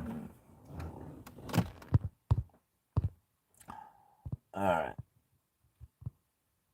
American Gold Eagles and Cougar Rents are both 22 karat. Yeah, okay. The Philharmonic's 24,999. Okay. That's right. It was the Gold Eagles. And I forgot where I had read that. It was a while ago. And for whatever reason, I don't know why I thought it was in the silver, but you're right about that. It's in the gold ones. Because I actually have a gold eagle too. Somebody had given me one, and I think that's probably when I read that, and I don't know why it's associated that into the Eagles or the Silver Eagles. My bad. All right, be careful, Brody. Twitter exists, and they're the definition of making mountains out of molehills. Uh, a pawn shop will pay quarter to a third the sale price to accommodate their markup. Yeah. Jordan, in that case, it goes for you too. I cannot moderate content posted in foreign languages. All right. Yellowstone is going to erupt this weekend. Ready? All right. All right. Living at home, saving up to buy duplex. Thanks for all your insights, Simon. Has been guiding light in my financial planning. Living at home, saving up to buy a duplex. Damn right. That's the way to do it. Thanks for all your insights, Simon. Yeah, man. See, now that's the way. Like people ask me all the time, man, how do I do this? How do I do this? And I don't like saying it. It's like, dude, move in with your parents. Stay with your parents as long as you can. Pay them rent. Don't make yourself a burden. Take care of them. Do whatever it is you need to do. But that is the way that you are going to be able to amass, get your savings built up. But if you have the ability, of course, if your parents are, I guess, charging you just as much as get out kind of thing, then you don't have any other choice. But if you're in a good relationship with your parents, right? Talk about like the ability, because they're already established. They don't have to figure that part out. Trying to figure out how to establish yourself is hard. Like buying a house, people are like, "Oh, dude, you're awesome, man. You got this house," and I'm like, "Yeah, that's really awesome." But you do realize I didn't have anything. Like, a house requires a lot of stuff. A lot of stuff in a house. And most people who have built up stuff over their life, I didn't have a whole lot of stuff, right? So, like, I have old furniture, I have old things, and, trying to replace, like, Freddie needed the first bed. His bed was old and bad, right? So he got a bed. He has the nicest bed, right? Like, I go and, like, lay down on his bed. I'm like, bro, you got the nicest bed in the house. Why do you always sleep on the couch? Because he does. He always gets up in the middle of the night and goes and sleeps on the couch. I don't know why, but that's his thing. All right, so you're replacing little pieces of it, trying to build it up, and it's like not easy. Most people end up like, building this stuff up over their entire life, and then like, by the time they're 48 years old, they have all this wonderful stuff on there that they've acquired throughout it. I didn't do that way. So if you're young, if you can live with your parents, if you can then build up the ability to acquire the assets that you need so that when you move out of that house, you're already like, well established, well going. You don't have to figure out how to establish yourself after trying to take care of yourself. You move out of the house and you're trying to figure out how to like, pay the rent, pay the bills, pay all this other stuff and not giving you any ability to save. Being at home, man, a whole different experience comes from that. Like your economy looks so much better, right? And that's if you have a good relationship with your parents and like in my opinion, do your part, right? Don't be a burden on them. And man, you can really position yourself well off of that.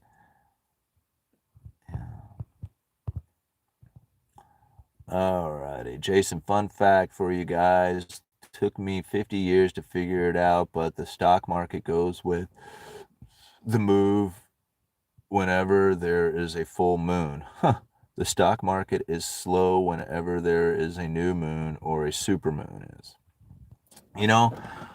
I used to think that kind of stuff was really kind of like hokey or whatever, but the more I'm starting to learn about energy levels and then mass energy levels within people and the way that I forget the term of it. There's a particular name, and it's when everybody kind of does the same thing at the same time, even though they're not communicating with each other.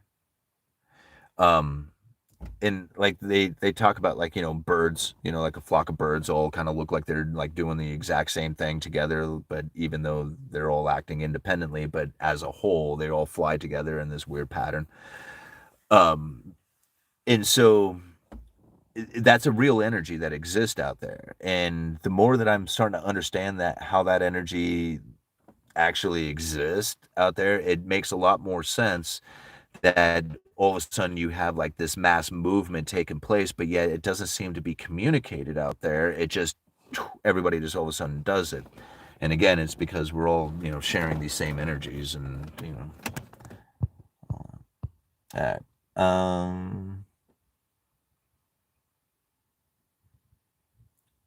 Buy the Burke, that's opportunity. Absolutely. Okay. I would, but I definitely don't enjoy living with my parents. Yeah, I hear you. And that's, I mean, to be honest with you guys, I didn't either. I moved out the day I graduated high school. Like, I had already been paying for an apartment. Sarah had moved into it. I had a car, I had insurance, I had a little bit of savings, and the day I graduated high school, I said, "See ya," and I never went back, right? I mean, until like later on in life when Dad offered me the house, but I wasn't living with my dad; he was living someplace else. So yeah, I totally get it. Like I felt like I was pushed out. Like I felt like I've been pushed my entire life. It was just like, hey, you got to buy a house. You have to get out. You have to go. You have to. And so I'm finally getting to a point in my life that I'm realizing, man, I didn't have to do anything. I chose everything in my life. And because I felt like I had no other choice, I made the decisions that I did. But I had a choice. I didn't feel like I did at the time, but there was. And so everything in my life I know came down to the choices that I made. And there was the feeling that I had at the time of thinking that I didn't have any other choice. But looking back, no, I very much did. So, yeah, when you choose to move out, you're also choosing to be independent, and you're also choosing to be to having to sacrifice a lot of what it is that you would find for enjoyment if you want to get ahead. Otherwise, you suffer the consequences of chasing pleasure. All right. You can get free money from a down payment. I just sold a house and the woman got $15,000 free. All right. Okay. Y'all really need a really nice pillow and a big soft pillow. I don't like living at home and it's kind of embarrassing, but the sacrifice will hopefully make it worthwhile. Yeah, I mean, everybody wants to live, independently and away from other people. Like, I mean, I don't know about away from other people, but everybody wants to live independently and like, have my own stuff, my own area, my own things. I mean, everybody wants that. Um, And so that's part of the sacrifice, right? Like what it is that you want for your pleasurable experiences and what it is that's chasing excellence. And although it doesn't seem much like chasing excellence when you're staying at home, at least from the observations of other people out there, but what you're doing with the ability from staying at home is chasing excellence because of what it is that you're attempting to acquire, right? So, yeah, right? It's not pleasurable, and the reasons why you're doing it is excellence, right? So you're going to find that's going to be the case no matter what it is. No, anytime you're chasing excellence, it feels like it's hard and burdened and difficult and not worthy or something of that nature. But that's the way it always feels until you have actually completed the task, and then you're rewarded for it. So, any credit anytime soon? I'm watching my parents' house while they're in Italy. I'm cooking and eating really well. See, like all nighters, like got the same thing going on, man. And I mean, I think about it like the people that I know who have been fairly successful, like the people around me who are somewhat successful, able to acquire a house or, have some decent things going on. They seem to have a fairly decent relationship with their parents. And that's really what it comes down to is that if you don't have good parents, then your opportunities are very limited. Like I think about how many people are on the streets, like the homeless community, because they don't have any family. Their parents were just as worthless and or whatever and didn't raise them right. And now, they suffer the consequences of being in a survival mindset, maybe inherited from their parents. That's very difficult. Like, how do you get out of that? How does that change? But yet, if you have people who are like, man, I tripped and fell and I'm not doing well, and the parents are like, hey, yeah, we understand. We're going to support you a little bit so you can get back on your feet again. There's nobody else out there who will do that for them other than their parents. And so it's a huge deal to have that good relationship with your parents in order to make it through this world. It's also not just necessarily having a good relationship with your parents for that, like that, in case I screw up. It's also an energy level that is carried if you into the world. See, like if you have a good relationship with your father, right? If you have a good relationship with your dad and you trust your dad and and you respect your dad and all that other stuff, then generally what you're going to end up finding out there is that the external world, the universe, is not a very burden. It's very providing. It's easy to go through. Um, Business deals are easy to do. Sales are, interactions, like as far as uh, accomplishment and getting things done out there, acquiring things, all that becomes very easy or less burdensome. If you have a good relationship with your mom, you're going to trust your abilities. You're going to trust the uh, not just trust yourself and your abilities and what it is that you have going on, but you're also going to have better connections with the people that you're interacting with, like your personal relationships, the way that you communicate with people. All that comes down to the energies that you had in relationship with your mom. So, like when it comes to the external, the business and stuff like that, good relationship with your dad. When it comes to dealing with people on a personal level, dealing with your own personal, like, self-esteems and stuff like that, that comes from the relationship with your mom. And you have these good energies built up, and everything is really easy. It's really easy flowing. But most people don't end up experiencing that. Like a lot of people had a hard childhood. Their parents were very overbearing. They maybe like, s- said things to them to lower their self-esteem. Maybe, just didn't give them the proper energies in which that they would then be able to use that going on in life. And it really just comes down to the relationship and the communication styles that you had with them. And the more you understand that, the more you recognize it, it becomes a lot easier then to understand what it is that you need to do in your life to try and acquire some of the things you got going on. Like, if you have a hard time dealing with people and having that, personal connection with people, you might want to start hanging out with your mom a little bit more, have a better relationship with her, or at least, understand what it is that's happening. Because if she's not around anymore, or she's just not available to do that, at least internalize it to the sense that it was just like, okay, so this is the reasons why it's happening, and then know it, right? Just kind of observe that feeling, know what it is, and then try and let it go. Say, okay, no, I do have a good relationship with the maternal aspect of the energy that is out there, even though she's not here. Right? Same thing with the paternal side of things. And again, that's not me trying to be some psychologist or anything. This is just what I've learned, watching and observing and dealing with my own shit. Uh, Moving on, going down to the bottom here. Okay. Yes, it was good money. In 1973, I worked at McDonald's for $1.65 an hour.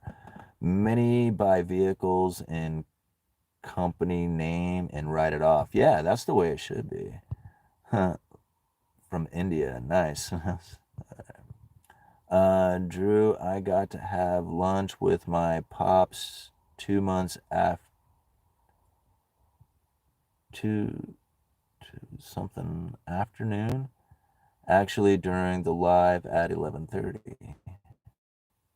My old man taught me all my IT skills and went into bat for me when I eventually used them for a bad. He also buys silver for me, sent me GUE and pays for my online courses. Well, nice, Cody. Yeah, see, now that's a good relationship with your old man, and that's awesome to have. I too, like, when it comes to Freddie, I would love to push him. Like, I would be like, Freddie, do this, do this, do this, right? But then I also am also to the understanding, I was just like, no, he's needing to do these things on his own. Like, he's going to try lots and lots and lots of stuff in order for him to, figure out what it is that he wants to do. Like, he's really into baseball right now, and he likes practicing baseball and throwing the baseball and doing all these other things with baseball. But in a couple of years, he may not even be into sports anymore. He might be into something else. And I'll be like, oh man, we should have been pushing you into baseball. But that's not how it works, right? If he wants to try baseball out for a while and he gets good at it and decides that, hey, man, I don't want to do it anymore, that's how this works, right? You figure out lots of things in life. And as much as I want to push him towards one thing, I can't do that. I got to encourage him to whatever it is that he's wanting to do at the time and hope that it's not something that is like, I don't even know. Like, I don't want to say lame or not productive because my opinion of those things isn't necessarily accurate, right? Like, say, for example, don't sit around playing video games. You'll never make any money doing that, right? Well, that's wrong, right? Like, there's plenty of people out there who can use playing video games to acquire some sort of money. And so, like, to say it, you can't do that is wrong. Like, you can do that. And I don't want to necessarily push him to do that, but if that's what he can do, then who am I to say that you can't do that? Like, I mean, you get to do anything you want with this life. And it's not up to me to decide what it is that you need to do with your life. I mean, this is something that you needed to figure out. And it's hard as a parent to say, like, go this way. Right? I want to push you into this, and because I could see that this is going to be really good for you and all that, which, you try and encourage it as best you can. But ultimately, these kids are going to have to figure it out for themselves. And if you are constantly like, don't do this, don't do that, do this, do that, then they aren't going to be able to make decisions for themselves. And they're gonna always be left to somebody else going, hey, am I doing this right? Am I doing the right thing? Am I a good person? And all this other stuff from an early age, they can figure that out for themselves and to say, no, you can try all kinds of things and you can be good at it and you can, whatever it is in this world, you have access to it. And having that feeling growing up, well, then as an adult, geez, the whole world is open to you, at that point. I don't try to put any rules on my kids. I let my kids try to make as many appropriate decisions for themselves as best they can. I try to correct it if I see something, that's not right. But, even something like I remember when I was growing up, like, if you like, here I am 8 years old and my parents, you can have three cookies, no more than three cookies after dinner, and that's it. There's three cookies, right? And I'm like, okay, so there's this rule about three cookies and like you can't have any more. And so I would sneak one, or something like that. And I get in trouble. And I'm thinking it's just a cookie, right? Why am I in trouble here? I didn't understand, like, why was I always feeling like I was in trouble and I would always sneak. I would try and hide and stuff like that to keep my parents from finding things. And I did this all the way through my teenage years. My kid asked me, it's just like, how many cookies can I have? And I was just like, well, how many do you want? How many do you think you deserve? Like, how many cookies are in the package that you would want to eat? And I just asked them that question. And they usually, like, with Freddie, is just like, four? It was just like, four seems reasonable. Yeah. Like, he'd made the decision. I didn't tell him how many he could have. He told himself how many he could have. He thought of a reasonable amount that he should have, and he made that decision for himself. Now, whether he made that decision based off of whether or not I was going to be approving of it, he could have said five. I still would have said yes. Okay? And no matter what. And like, I don't give them an energy of a limitation. I was just like, no, how many do you think you want? Like, I mean, obviously you can't eat the whole package, but how many do you want? Yeah, he works hard. He goes and does the things. He's weight training. He's getting good grades in school. It's just like, dude, what are you? Yeah, man, you're doing all the stuff. Uh, the certified genius general contractor. down the street gave me a job and taught me how to work hard. Keith. Keith Okanoski. All right. So now a good time to buy a house. Best time to buy a house. So if you ask me in 20 years if now is a good time to buy a house, what do you think my answer would be? All right. One Wondershare, we covered this. It always is. All right. What's your view? Fed's rate cut and gold hitting all-time highs. Well, I don't think those two are necessarily related because the gold was hitting all-time highs for months now. I mean, it's been like, I mean, at the level that it's at, I mean, it's just incredible to think that I remember when it crossed $1,000 and thinking, man, that's as high as you'll ever see it, and then it got to 1,200 and 1,600, and here's that, you know, pushing to three. I don't think that had anything to do with the Fed rate cuts. Like there might be some move taking place on account of it, but for the most part, I don't think the rate cuts had a whole lot to do with the fact that the gold prices are hitting all-time highs, considering that they've been hitting all-time highs while the Fed has been elevated.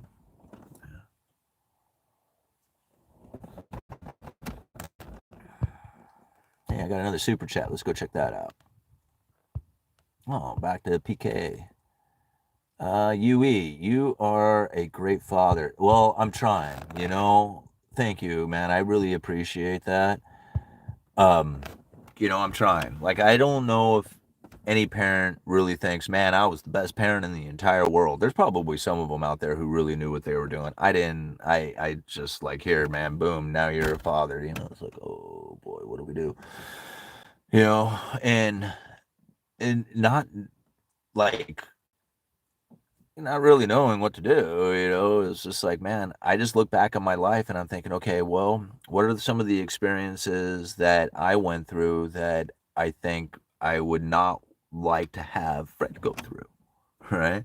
Like, part of it was not having both my parents in the house, right? Like my parents divorced when I was very young. Dad got remarried, mom went and got remarried. So here I have all these different parental figures, and it was to me, that was very messed up, right? I didn't think about it being messed up at the time, but I look back on it and it was just like, man, all these people with all their different ethics and morals and blah blah blah blah blah and everything, okay. Sarah and I, we pretty much grew up together. I mean, we've been together since we were 18 years old. We share thoughts together. Like, we can be in a crowd of people and not communicate, not say a word to each other and know exactly what the other one is thinking and be able to, conduct ourselves in a way that we know how the other one is thinking and what they're, what to do, around them. It's like people don't like playing. Here's a good example. I know that's kind of weird. People will not play spades with Sarah and I. Because spades is a partner game. So you have a partner across. I don't know if you know how to play spades, but anyway, it's a card game. You have a partner. The partner sits across from you. Talking across the table is absolutely forbidden, right? Basically, communicating to your partner about what cards you have. And no matter what, anytime, like, Sarah and I will be very careful not to talk across the table, and everybody accuses us of cheating. Every time. Like, we cannot play spades with anybody because everybody accuses us of cheating because we are so good at knowing how the other one is thinking. Certain cards lay down and I know exactly why she did it. Like, it's so weird to have that kind of connection. And I think that is also something that is then put into your kids as well, to have that sort of level of connection. If you divorce, you break that. You break that thing, right? It's not the same. You don't share that same energy, and like the one I share with Sarah, and then that energy goes down into my kids. And so now the kids know exactly how I feel. I know how the kids feel. Everybody understands what everybody is thinking, and we go as like a single unit almost, you know, where if you break that family apart, everybody's acting independently and have their own thoughts and they're, you know, it's all messed up, you know, and dysfunctional. All right. That is awesome connection, Simon. Spades is super fun. Yeah, it really is too. Spades is a great game. I love it. I can't remember the last time I had a fixed bedtime. Love the freedom. It works because I stayed up till 1 a.m. one night and I won't make that mistake again. Hey, good for you, Cody. And I do something similar. Like Freddie has a time in which that we say, okay, you have to put the device down, right? You can't be looking at, you know, the phone or anymore, you know, none of that stuff. And we usually do that about an hour or so before what we would consider a bedtime. Oh, damn, this thing went off again. And we would do that. Oh, jeez. And we would do that, like, say, about an hour or so before what we would consider a bedtime. But he doesn't have a bedtime. He can stay up essentially as late as he wants. He can sit there in his room and look at his baseball cards or read or do whatever he wants. He can do whatever he wants. It's just don't be looking at the phone, right? That's it. After this particular time, and it's because it messes. Like you can't looking at your phone right before you go to bed is not the healthiest thing, not the mentally healthiest thing to do. Because what you are putting yourself in, right? Last 20 minutes of being, or the last 20 minutes of being awake before you fall asleep, and the first 20 minutes after waking up, 30 minutes, 30 to 20 minutes, is a state of being in which that you can really impression into. You can change your subconscious, you can, you know, start, you can really screw with your mind at that point. So if you want to learn like a task, or you want to have a particular, like when I would do a video, this is something that I would do. If there was a particular topic on a video that I would want to do, then right before I would go to sleep, I would research that topic. And then as soon as I would get up, I would research that topic again. And then later on that day, bam, I could bust out a video like you wouldn't believe, right? And so this is how I was able to actually do a lot of the videos, especially in the earlier days when the channel was taking off. And I'm trying to figure out a lot of what's going on in the economy and trying to learn, you know, the Fed monetary policy and all this other stuff. And I would want to put these videos out. Then that's what I would do, is I would, like, the last half hour before I'd go to sleep, I would research the topic. And then again, when I woke up, and man, it's amazing on what you can implant into your head doing that. So, you know, a lot of times, you know, with people who are maybe suffering through depressions or something like that, and you need to go through meditations, doing it like right before you go to sleep, and again, right when you wake up, or taking that time to not be bringing in garbage information like TikTok videos or something of that nature, is, man, it's a game changer for people. A lot of times we'll find, you know, it's just like, man, why am I tired? Why am I not thinking right? Why am I all this? It's because literally that's what you're doing with your time, is you're scrolling TikTok videos for a couple of hours, screwing your head up with dopamine hit after dopamine hit after dopamine hit. And as soon as you put the device down, you're like, oh God, life is so boring. All right, because you're so addicted to dopamine from constant.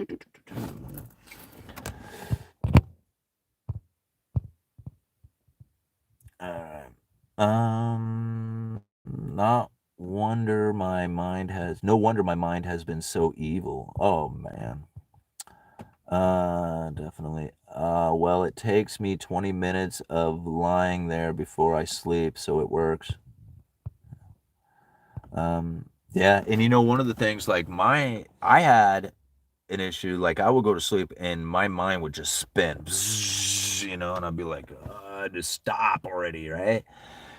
And it would just be like rolling scenarios after, you know, things are just constant. And it was just like, man, I cannot get this thing to go away. And so I would end up sitting up and, like, you know, at night just thinking, you know, like just sitting there spinning through this stuff. And then I found a way to meditate in a way that totally works. It'll knock all that mind spin right out of things and leave you with a blank mind, and you'll fall right asleep. And it's the weirdest meditation in the world because it's super easy to do. Like, I'm not big into meditations and all this other stuff. Like, a lot of people are really into it. I've done, quite a bit of it, and it's pretty useful. I mean, it's pretty helpful in a lot of ways. But this particular one works so well that there's like, I'm surprised that more people don't use it, because a lot of times, people who have trouble sleeping, or they have this, what I call the mind spins, where you just go running through scenarios and you can't stop it, is that you can you can literally halt it all and cause your mind to just go blank. And it's really funny how it works, is that you have to come up with a word that doesn't exist, like a totally made up word. And I like to use things that start with a Z, because I can't think of a whole lot of Z words that are out there. So, if you're just like, if it sounds like another word, like if you do, like, say, for example, I don't know, like cron, right? Cron. Well, it might sound like chronic or crone, or, do something that ends up starting to sound like another word. And you start thinking of those other words, and it isn't going to happen, right? So what you need to do is find a word that just simply doesn't exist, right? Zrog, right? Let's go with that. Zrog, right? Just say it over and over again, right? Envision how it would be spelled. Zrog, right? Zrog, Zrog. And so you say it over and over again in your head. You don't say it out loud. You just say it in your head, right? Just repeat the word in your mind, Zrog, and envision the word, Zrog. What's going to end up happening is something really weird starts to take place inside of your mind, and that is, it starts going into hyper overdrive, which sounds bad, right? Like, you're thinking, no, that's the exact opposite of what I want. And that's true. It is kind of the opposite of what you want. But what it's doing, what your mind is doing, is just trying to figure out what the hell this word is, right? So it starts ripping through songs, ripping through movies, ripping through books that you have read, all the TV shows, all this other stuff. It starts ripping through all this stuff, trying to figure out what the hell this damn word is, right? And so let your mind go, let it do whatever it wants to do. Your whole job, everything, is to just focus in on saying the word in your mind, and visualizing the letters, right, in your mind. Just close your eyes and say it in your head and visualize those words, and your mind will sit there and spin, and all of a sudden, boom, it'll go blank. It'll just get tired, and it'll just stop. All of a sudden, that's all you have, is that word, and you repeating it in your mind, and there's nothing else, and you go right out. It's cool. It so works, and it doesn't take very long at all. It's one of the best meditations I had found to deal with the fact that my mind was like, I'm up and I'm doing this number, right? No more. That doesn't happen to me anymore. All right. What is that? Zetafi? Is that the name of the meditation? All right. That's how they name pharmaceuticals now. All right. View on election 2024. Please meditate 10 minutes daily. All right. How did you find out about this technique? I think I got it from Mind Smash. You guys ever follow Mind Smash? He's a YouTuber. He does a lot of fighting videos, but for a while there, he was doing a lot of philosophy type style videos. And I think I got it from him, actually. I'm pretty sure, anyway. Yeah, I'm thinking it was Mind Smash. All right. When you said that, I just imagined my mind going through a bunch of books, flipping through pages super fast. Yeah, and that's essentially what is happening, is that, your mind is like, it literally goes into like overdrive trying to figure this damn word out, right? Because that's what it's, your brain is just a problem solver. It's just the computer trying to figure things out. And if it's got something that doesn't exist, it's not going to find it. It's not going to. It just simply can't, and so it will turn off. It takes some people maybe a little bit longer. For me, it takes about maybe anywhere 5 minutes, maybe 5 to 10 minutes. And I don't even think it takes that long. Like 5 minutes is probably about it. And it's like it's over, man. And in my mind, all I'm thinking, and I'm just heading on out. Uh, Pharmaceuticals are named after positive results the user wants. Attemptophoria? Anaptophoria? All right. Ancient device used to calculate astral stuff, so I understand. Isn't Zog a movie? Oh, I was saying Zrog, Z-R-O-G, but okay. I mean, if that's see, I didn't think that you wouldn't want to use that word because it reminded you of something else. So you wouldn't use that word. Like I didn't know about that movie, so it's just like I wouldn't have thought of that, you know. And all right, I might see the word duple. I might use the word duple. You guys are funny.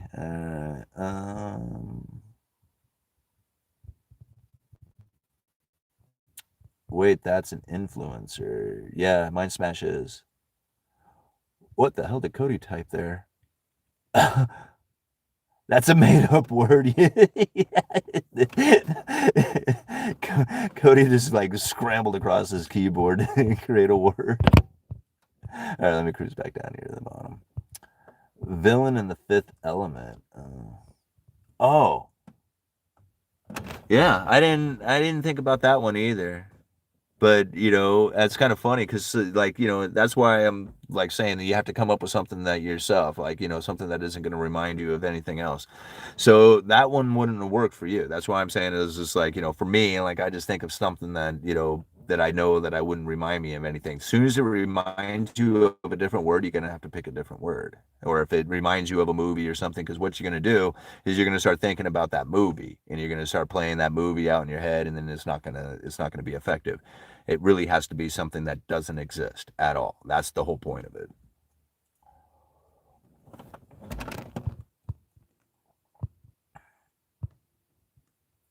The Antikythera. Simon, have you heard of the Antikythera? No.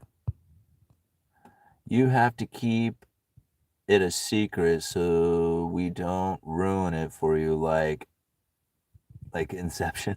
No, it's like I always like for me, I always choose a different one anyway, so it's never the same word because if I choose to use the same word, then it will remind me of doing that meditation from the past, and I'll start thinking about those things. It's got to be something that your mind will not recognize, right? And if you recognize something out of it, then you have to change, Uh, let's see here. If you had the power to ban the Fed, would you? If I had the power to ban the Fed, no, I wouldn't. No, because I don't have that kind of feeling towards the Federal Reserve, and I don't have any like anticipation of them doing anything different than what they do. So understanding like what it is that they are doing then gives me the ability to position myself accordingly. So I don't look at it as a good or bad thing. Like, if we banned the Fed, then what would we have? We would have a silver gold standard, Bitcoin standard, crypto standard, something. Okay. But that comes with its problems as well.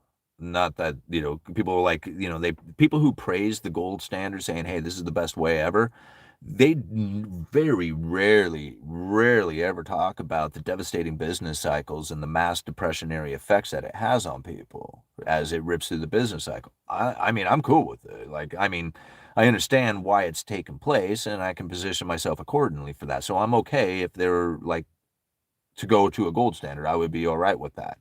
Most people would suffer immensely on account of that. So I wouldn't want to wish that upon the people, but if that was the case, then I would deal with it accordingly. Same thing that the Federal Reserve exists. I mean, is this something that is continually causing a separation between the rich and the poor and this new money pouring in, the debt issuance and the burden and all that other stuff? Yeah, all that stuff has taken place. And is it a good thing? No, right? It's not a good thing. But what am I going to do about it? Nothing. Like, I mean, there's nothing I can do to change that. There's nothing that anybody's going to do to change that. It's going to continue. Like, there's going to be a Federal Reserve tomorrow, and there's probably going to be one the next day.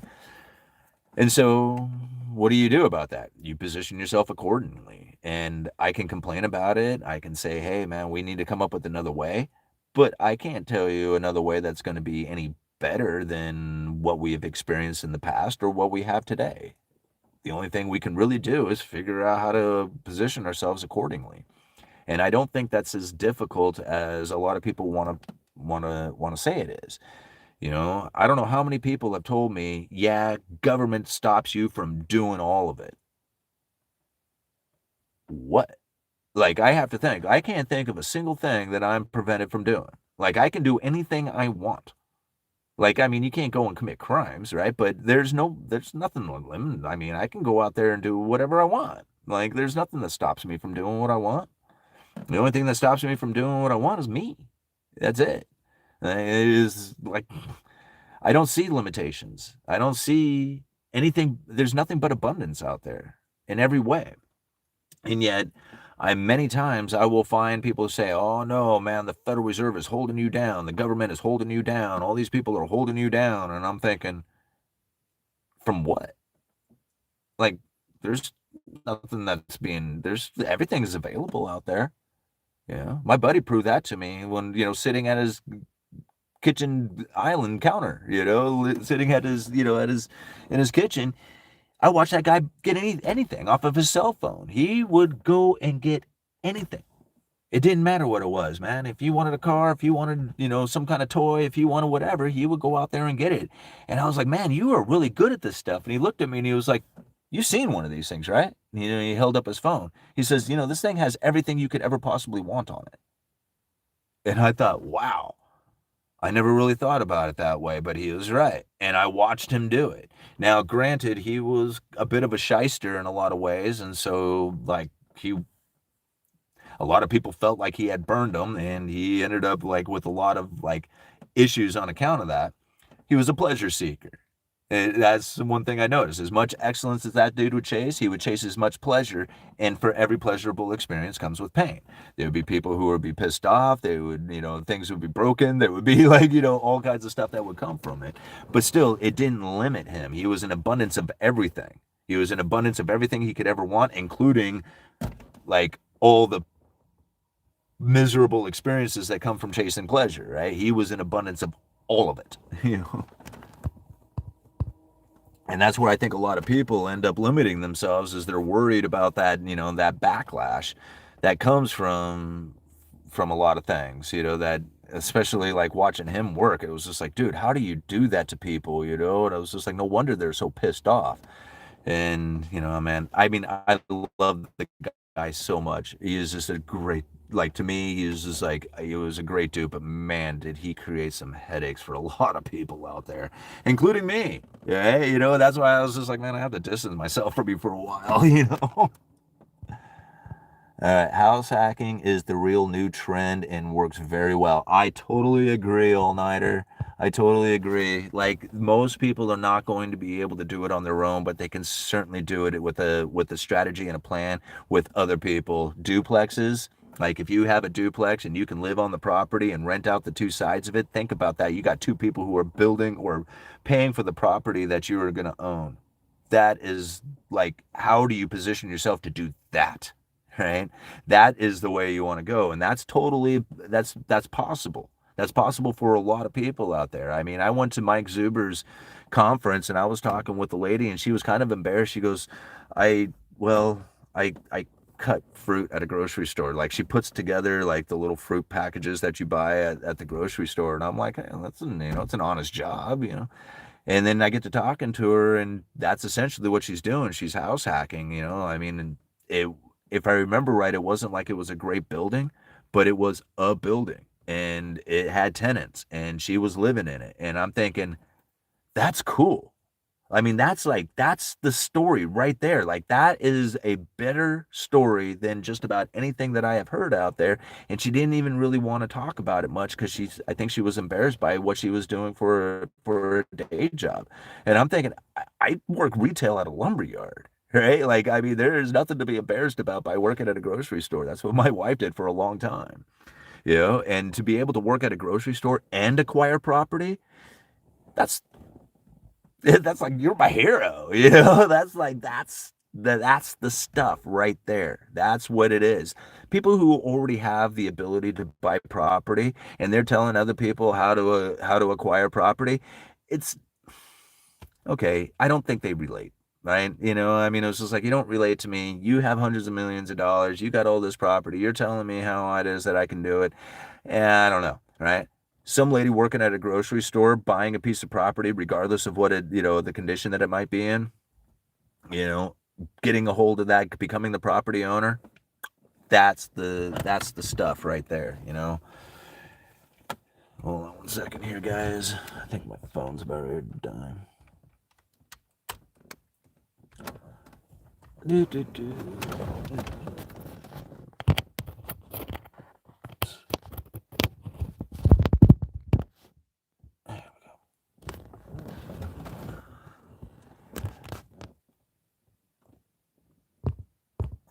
Okay. By balance sheet space, I mean 9 more loans. All right. My friend lives in a college town, lives in a house, and collects $700 a month from 5 students from their parents, collects $3,500 a month, mortgage is $2,000, and free rent for him. See, now that's the type of strategies that you go into, right? You find these locations, find it in a spot that where you're definitely going to have some rental income, having the parents paying for it as opposed to the people who are actually living in there. I mean, how awesome of a position is that? You know? In my professional opinion, I think if you are going to want to buy a house in the next 5 years and you can afford a down payment, do it now. The interest rates are going up after 6 months. Inflation up. Yeah, Susan, that's a good prediction, and I could totally see that. Was it Susan and Joe Cooper? I I could see where that would be like. I would see that would be a very reasonable expectation of the future. However, I don't see interest rates going up. Right? I mean, if the inflationary scenario was to ramp back up, I mean, I I would assume, right, the Federal Reserve would most likely stall out on their interest rate drops.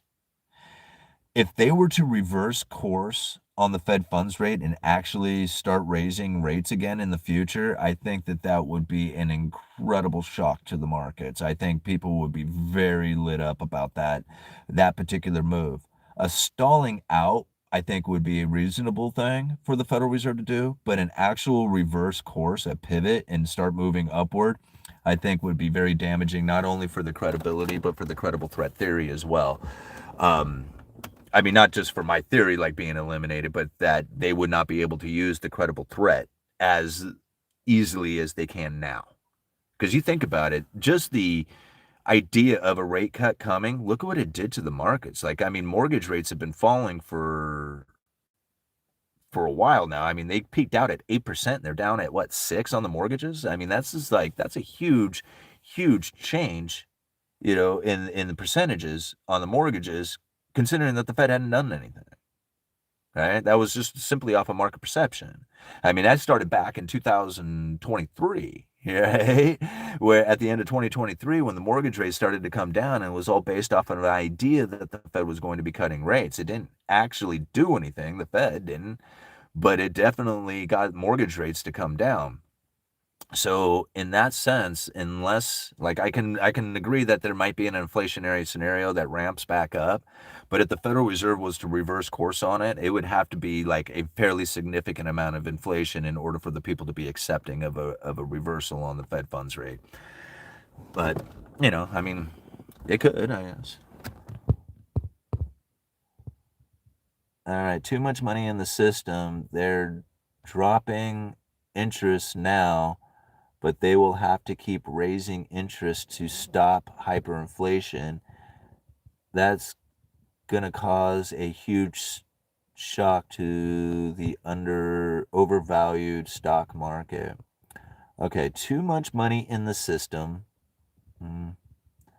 They're dropping interest rates now, but they will have to keep raising interest rates to stop hyperinflation. To be honest with you, I don't know how it is that an inflationary scenario can even be met. Like without supply shocks or stimulus checks, I don't see an inflationary scenario. Like I mean, I can imagine one coming back just from supply shocks or the lack of manufacturing. And if you have a lack of manufacturing, then you have less stuff, you have supply demand imbalances. That sort of inflationary scenario, yeah, I could see something like that, but that's probably more of a bullwhip effect than it is the actual like an inflationary scenario that is happening because of too much money printing. Most of like when it comes to the demand for the dollar, if all the debts were to come due immediately, there wouldn't be enough money in the system to pay all the debts. Then money would simply disappear and there would still be demand for dollars. Think about that, right? A hyperinflation scenario is saying that there's no more demand for dollars and that people don't want them anymore and they're sending them back to the United States. That's not what's happening. That's not what's happening. Money is leaving the United States. Every time we make a purchase of foreign goods, we're sending dollars out of the United States. Every time foreign entities are buying U.S. treasuries from the United States, we're sending money out of the United States. Okay? They buy the treasuries, but we need to pay that back plus interest. That's sending money out of the United States. At first, it's them purchasing the dollar or purchasing the bonds that gives the ability for the debt issuance. But ultimately, the more foreign holdings of U.S. treasuries that those foreign holders need to get paid in dollars, that's money leaving the United States. And so, again, we have to think, okay, what would cause the actual returning of dollars back to the United States? And that is people are abandoning the dollar for real, not like this hyped up stuff that you hear about the BRICS nations abandoning the dollar. That's not what's happening. Right? And if you don't believe me, just go and look at how much dollar denominated debt that the BRICS nations issue. Right? Brazil, like 10-year dollar denominated debt for the next 10 years, they need to figure out a way to come up with dollars to pay back those bonds. Right? And there's many nations out there who are part of the BRICS alliance or whatever who are in debt using dollars. And that doesn't have anything to do with the United States. It's not like the United States put them in that position. They put themselves in that position by writing up a contract that says, I owe you US dollars, and they sold that bond off to whoever would buy it. Okay? That is not going to allow a return of dollars back to like the coming home to roost kind of thing. That's not going to happen so long as there's debt issuance being done in dollars outside of the United States, right? If that was to end, okay, then maybe, yeah, we would see all those dollars come flying back to the United States, as there's no other place that anybody would be able to go with them because nobody's accepting them. Then they would have to go back to the United States. But that's not what's happening. That's not what's happening. Yeah. And I mean, we can pretend that it's happening and say, look at the BRICS nations dumping the dollar, but that's not what they're doing. They're not dumping the dollar, right? In fact, the transactions that they are doing outside of the dollar is not working out very well for them. And that is actually a relief. Them doing transactions outside of the dollar is actually a relief for the Federal Reserve because it doesn't have to put a burden on them to provide the world with their liabilities, which means that they would have to send the United States even deeper into debt to provide the U.S. treasuries for them to acquire to even provide the world with liabilities. Like, did you get that part? It's like the Federal Reserve has a demand. There's a demand from the world is demanding the Federal Reserve to provide the world with their liabilities, which is the cash, right? Which is money.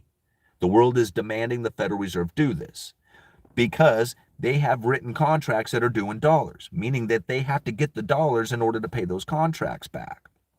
So the world is demanding the Fed's liabilities. The Federal Reserve has to come up with a way to provide the world with those liabilities, so meaning that they have to have an asset to purchase, which is generally the US Treasury. Now, the US Treasury, right, being like incredibly in debt, or the US government using the US Treasury to go incredibly deep into debt, is now put them on an unsustainable debt path. Meaning the Federal Reserve knows that if the world is going to continue to demand their liabilities, they need to figure out something to buy in order to provide the world with that liability. If they keep buying what they normally buy, they will send the government into an unsustainable debt path, which will eventually destroy them, destroy the government. The Fed knows this. Right?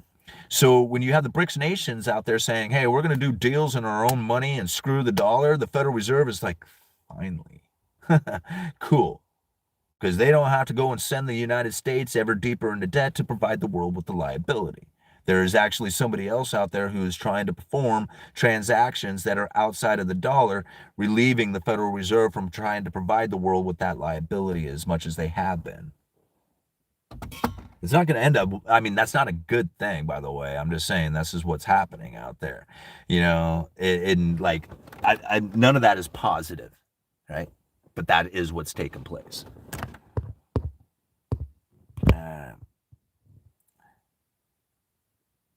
Even if Trump wins, we are still screwed. Yeah, no kidding. If Trump wins, there ain't nothing that's gonna. I mean, what is Trump could possibly do, right? The Fed needs to be printing money, negative interest rates. Give me some of that negative interest rates. The rich people know what I'm talking about. That's what you'll get from Trump. Separation between the rich and the poor, right? And actually, that'll happen with any one of them. It doesn't matter. It doesn't matter who you vote for. The separation between the rich and the poor is gonna happen no matter what. Yui, what's the difference between a pleasurable thing and a higher quality thing? Example, coffee. A pleasurable thing and a higher. What's the difference?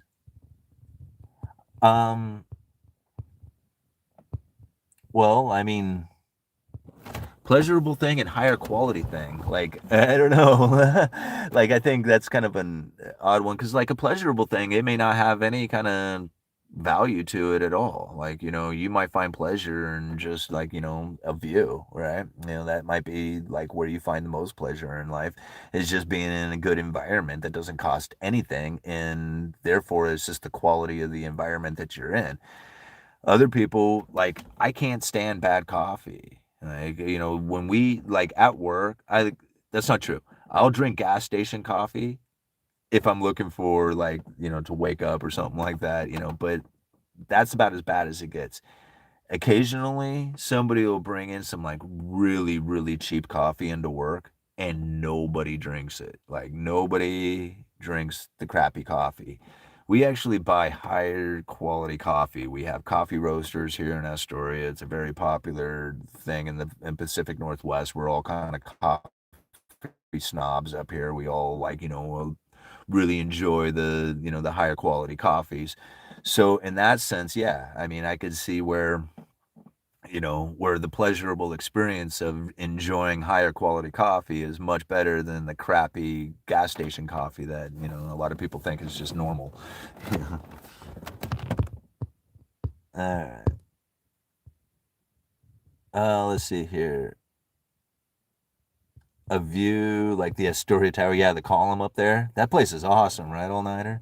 Him and Freddie ran up to the top of the Astoria column, and from up there you can see, like, for so far. It is amazing, the view that you get from the top of the hill, and then up on top of the column.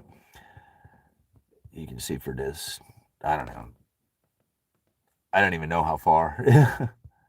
Great day when I wake to a notification Yui is live. Good morning from Ohio. Well, good morning. What is that? Delete crypto? What time is it? 3:40. Oh my gosh. We've been going at it for almost, what, 2.5 hours now? Trump said he wants to cap credit cards to 10%. So screwed up. That's not capitalism. The price controls, aka Kamala. It's yeah. I've never like the only time I was ever really a fan of Donald Trump was when he was running for president the first time. Candidate Trump, the original candidate Trump, was good. That was good stuff, right? But after that, it's just like I didn't appreciate or anything as him as being president, you know. I mean, I'm not saying he did good or bad. I'm just saying I didn't have any kind of real appreciation for anything that he was pulling off there. Um, towards the end of his administration, the stuff that he was saying about the Federal Reserve and wanting to fire Jerome Powell, and the same guy that he appointed, right? Like he nominated Jerome Powell for that position, and then he wanted to fire him and tell him that, say that it was all bad and that the Fed needed to be printing money and going into negative interest rates so that him and his rich buddies can get richer. I didn't appreciate any of that. Like, I'm like, no, bro, this is wrong. I mean, right or wrong. I mean, for me, I didn't think that was right, you know, but, who am I to make that decision? And I kind of said it back then. I'm like, dude, you're going to eat those words. You're going to wish you had never said it. And then nobody remembered, and everybody forgot that he had said it. And so I'm like, okay, well, I guess I'll be the only one, and I'll just keep reiterating it over and over again so that, you don't forget. It's the same thing with John Williams in Monetary Policy Strategies for a Low Neutral Interest Rate World, saying that the problem they needed to solve these days was the risk of inflation that was persistently too low rather than too high. The problem they needed to solve the problem of an inflation expectation that was persistently too low rather than too high. Huh. Interesting. So now what? All right. You're going to forget that you said that? Like everybody else seems to want to forget that the Fed said that. I'm not going to let them forget that. I'm not going to let you forget that stuff, John. All right? That speech is going to haunt you from the UE forever. I am not going to let that go. All right. Great day. Oh, we already read that one. Okay. Tahan. He will shut down the borders and stop the invasion. Whatever.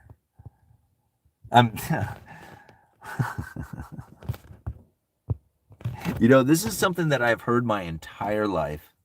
My entire life. Since I was a little kid, right? Since I was a little tiny kid. Right? They've been talking about the border and the mass amounts of people coming over and taking jobs and doing all this stuff and all the crap and everything. I've heard that my entire life. Why does this seem like why is it people lighting up like it's new?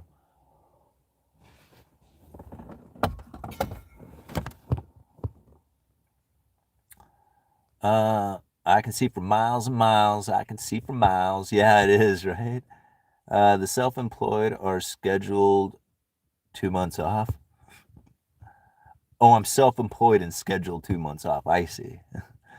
I love my CC points. I need other people paying that high interest so I can get more points. Driving home listening. All right, on, man. Thank you for being here, Ed. Trump will curb illegals, but both are controlled by lobbyists. No, he's not. He's not going to control anything. Yeah. I tell you, how do you stop this? This is like it's one of the weirdest ideas that I think I've ever heard. Is just like, okay, we're going to stop the illegal crossing at the borders. That is like saying, okay, we're going to put up this defensive wall, right? And like build the wall, right? To keep these people out. That's not what's going to happen. Those people will continue to get in. What will really happen is that the people who are in won't be able to get out. That's really what it's going to come down to. Getting into the country won't be the problem. It'll be getting out. right. Lunch with my pops and Padres game scheduled for technically today. Right on.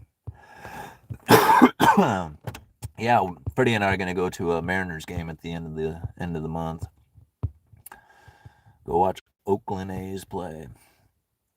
All right. Have you seen the South Park episode where the Mexicans found it's better in Mexico and fled back over the wall?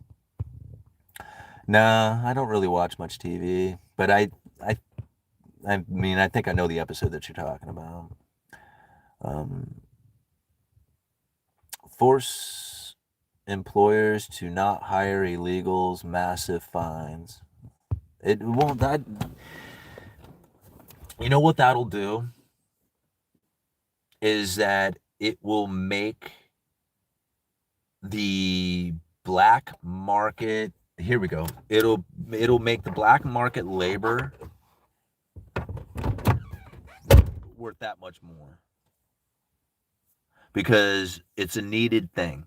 And if you take something that somebody wants or needs and you make it illegal, up goes the price. No matter what you do. I don't care what it is. If you take something that somebody wants and you make it illegal, you will raise the price of it. Sex, drugs, firearms, it doesn't matter, right? It doesn't matter. Take something that somebody wants, make it illegal, watch the price go up. Right? So that's not gonna work. Like finding people and making it illegal or even more illegal or more dangerous adds risk. Anytime you have risk, you get reward. So yeah, it might punish, it might, deter a lot of people, but really what it's going to do is it's going to cause the value of that labor to go up. And it'll just make it that much more prevalent for the black market labor to be persistent within it. Here's the thing. It's proof of it right here in Oregon when it comes to marijuana, right? Cannabis trade here in Oregon was barely illegal. All right. I mean, it was decriminalized back in the 70s. If you had an ounce or less, then you got a fine. It was a misdemeanor. You got a $600 ticket. They confiscated your weed, pitched it, and you went on your way and paid your ticket, and that was it. That was the extent of marijuana possession here in Oregon. It was like there was no crime. And so, being that it was still illegal, there was a lot of trade done in the cannabis industry, the illegal cannabis industry. I knew a lot of people who did guerrilla farming up in the hills and stuff like that, or even at home. Even when people got busted, they didn't really get busted, I mean, it was just like, a lot of times it was a slap on the wrist and they were like, sent on their way. Nobody did any time. Like you would have to be like, they would want to bust you for other reasons other than that and just use that for an excuse, or you would have to be doing it in a significant fashion. But for the most part, it was no big deal. Right? But the price of it was very expensive. And so because it was real expensive, right, it was a high price, people would do it. Well, the moment that it became legal here in Oregon, well, as legal as it's going to be, thinking federally anyway. Well, when it became legal here in Oregon, like all the black market, gone. Like gone. People people grow, but they only grow for themselves, right? There is some commercial growing. I mean, there's a lot of commercial growing, but for the most part, that's like, done for the legal trade. There is some illegal trade that's happening here in Oregon where it's leaving the state, and then quite a bit of that actually. So there's the issues with the other states that have made it illegal or have it still illegal, and therefore the value of it leaving Oregon is more valuable because with the risk comes reward, right? But the reward of having weed here in Oregon, there is none. Like weed's a worthless product. It doesn't provide you with anything. It doesn't have any kind of real value to it other than the ability to get high. And so all these like dispensaries, all these commercial growers, all these other stuff, a lot of them are struggling immensely with this, even though in a black market, in an illegal area, it would just be, very, very profitable. But because there's no risk to it anymore, there's no reward. And with no risk, there's a total amount of abundance. And with an overflowing amount of, surplus weed, the value of it is just, it's just not there. Right? With risk comes reward. Make something illegal, watch the value of it go up. Watch the profit of it go up. Same thing with the illegal trade. With the illegal immigrants. Right? If you make it illegal, if you make it more fines, make it harder, make it more difficult to hire these guys, the price of it's going to go up. Just saying, it's going to have the exact opposite effect of what you're expecting. It's kind of like it's almost like the Cobra effect. Have you ever heard of this, the Cobra effect? Like there was this area in India, I believe it was in India, they were like overrun with these cobras. And so what they did is they told like a bunch of people, told the villagers, the area, the little state that they were in, whatever. They said, hey, there's a bunch of cobras running around here. We'll put a bounty on them, right? So we got this bounty on these cobras. You bring them to us, we'll give you some money.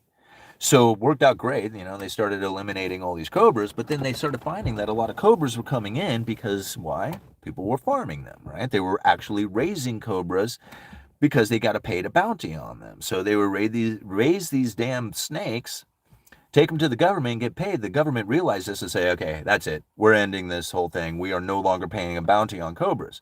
Well, all of a sudden, all these people who are raising these cobras like, well, we don't want these things. So they let them go. And now all of a sudden, the city's way overrun with cobras. Right?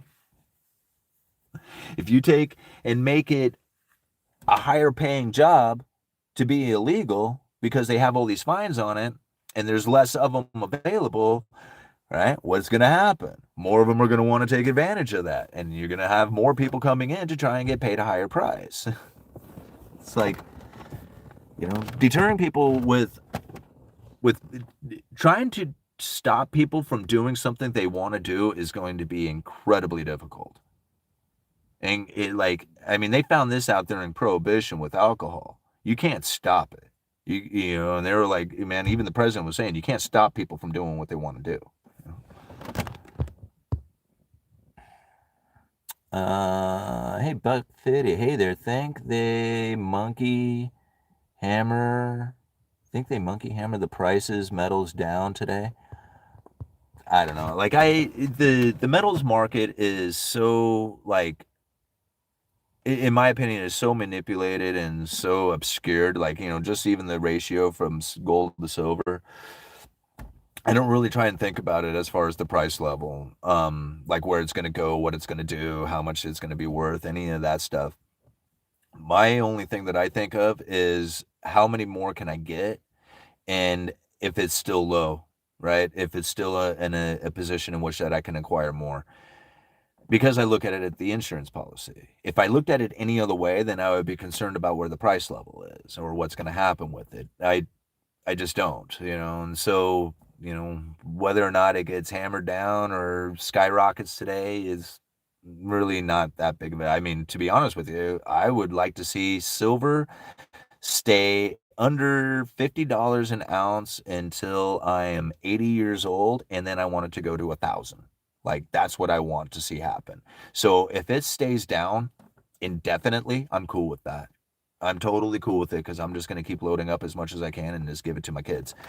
So, what happens is I don't know. It's so manipulated. I just don't think about what the price is going to be because I just know that it's not accurate. I don't think UE knows under Biden the U.S. has gotten over 20 million, so many coming and getting protected status and work permits, replacing Americans in jobs. I don't know that. These are the same style of numbers and things that I have heard my entire life. Why is this new? Why does this seem so new to people when it seems so something that I seem to have been hearing my entire life? I don't get it. Why is this seems like there's always been this issue? Let me show you something. Let me see. Where's it at? There is. Did I take it inside?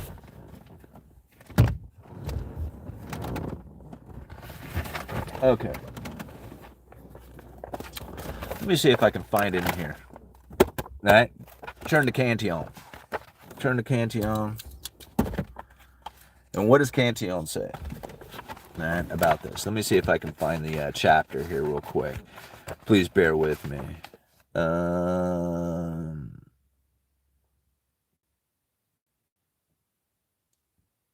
Let's see here.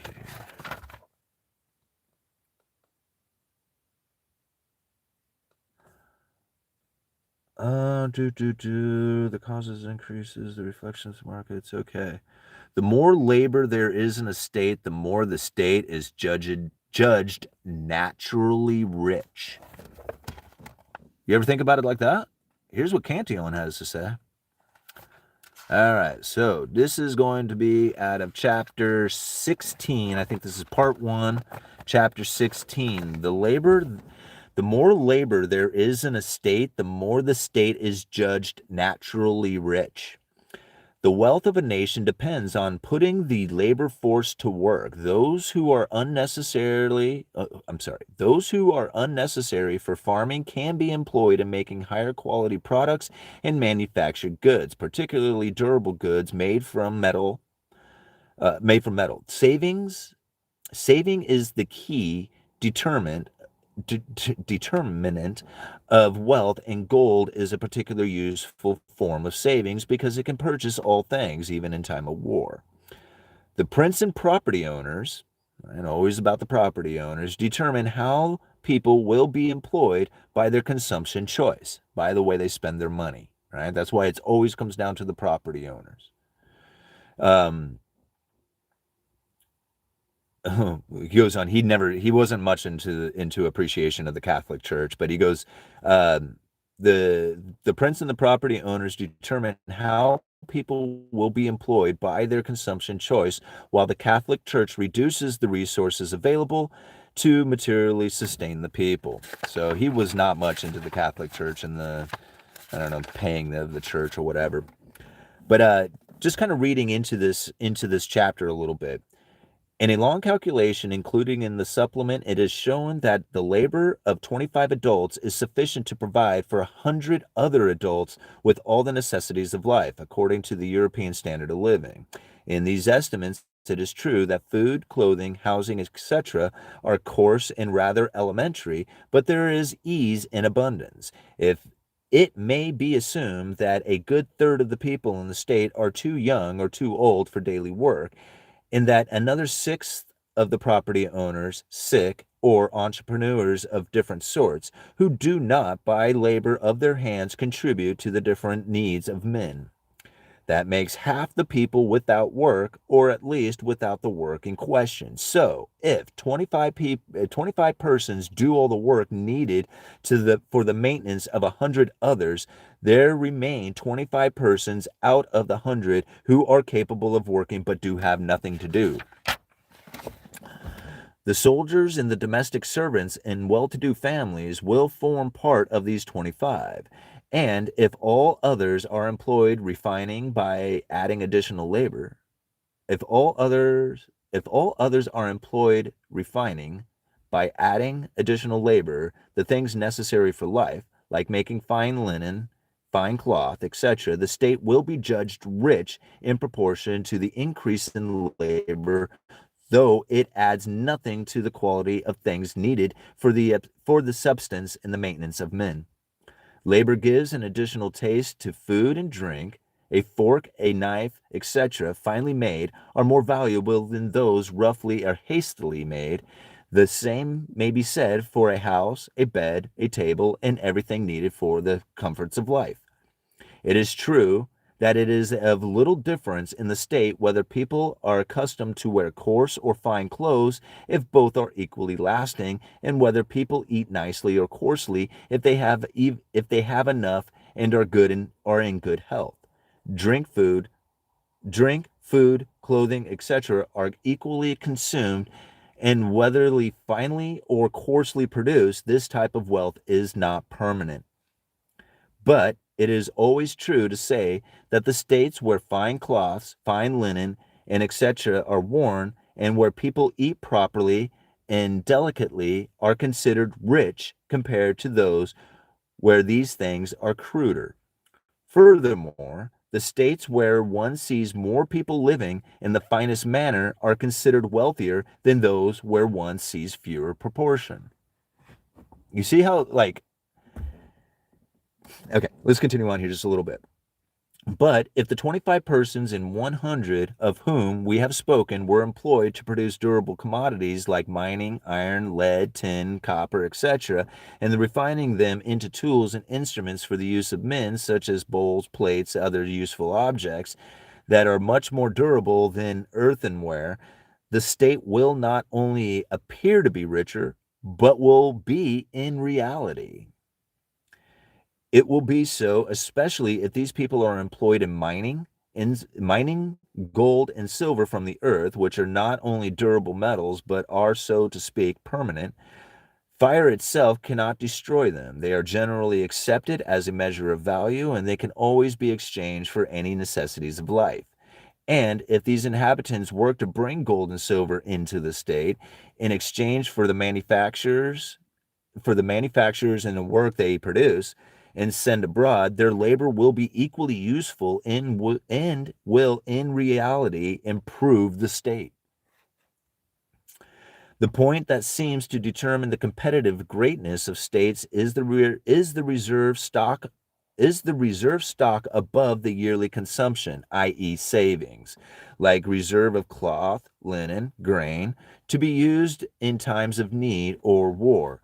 And as gold and silver can always buy these things, even from the enemies of the state, gold and silver are the true reserve stock of a state, and the larger and smaller the actual quantity of this stock necessarily determines the competitive greatness of the kingdoms and the states.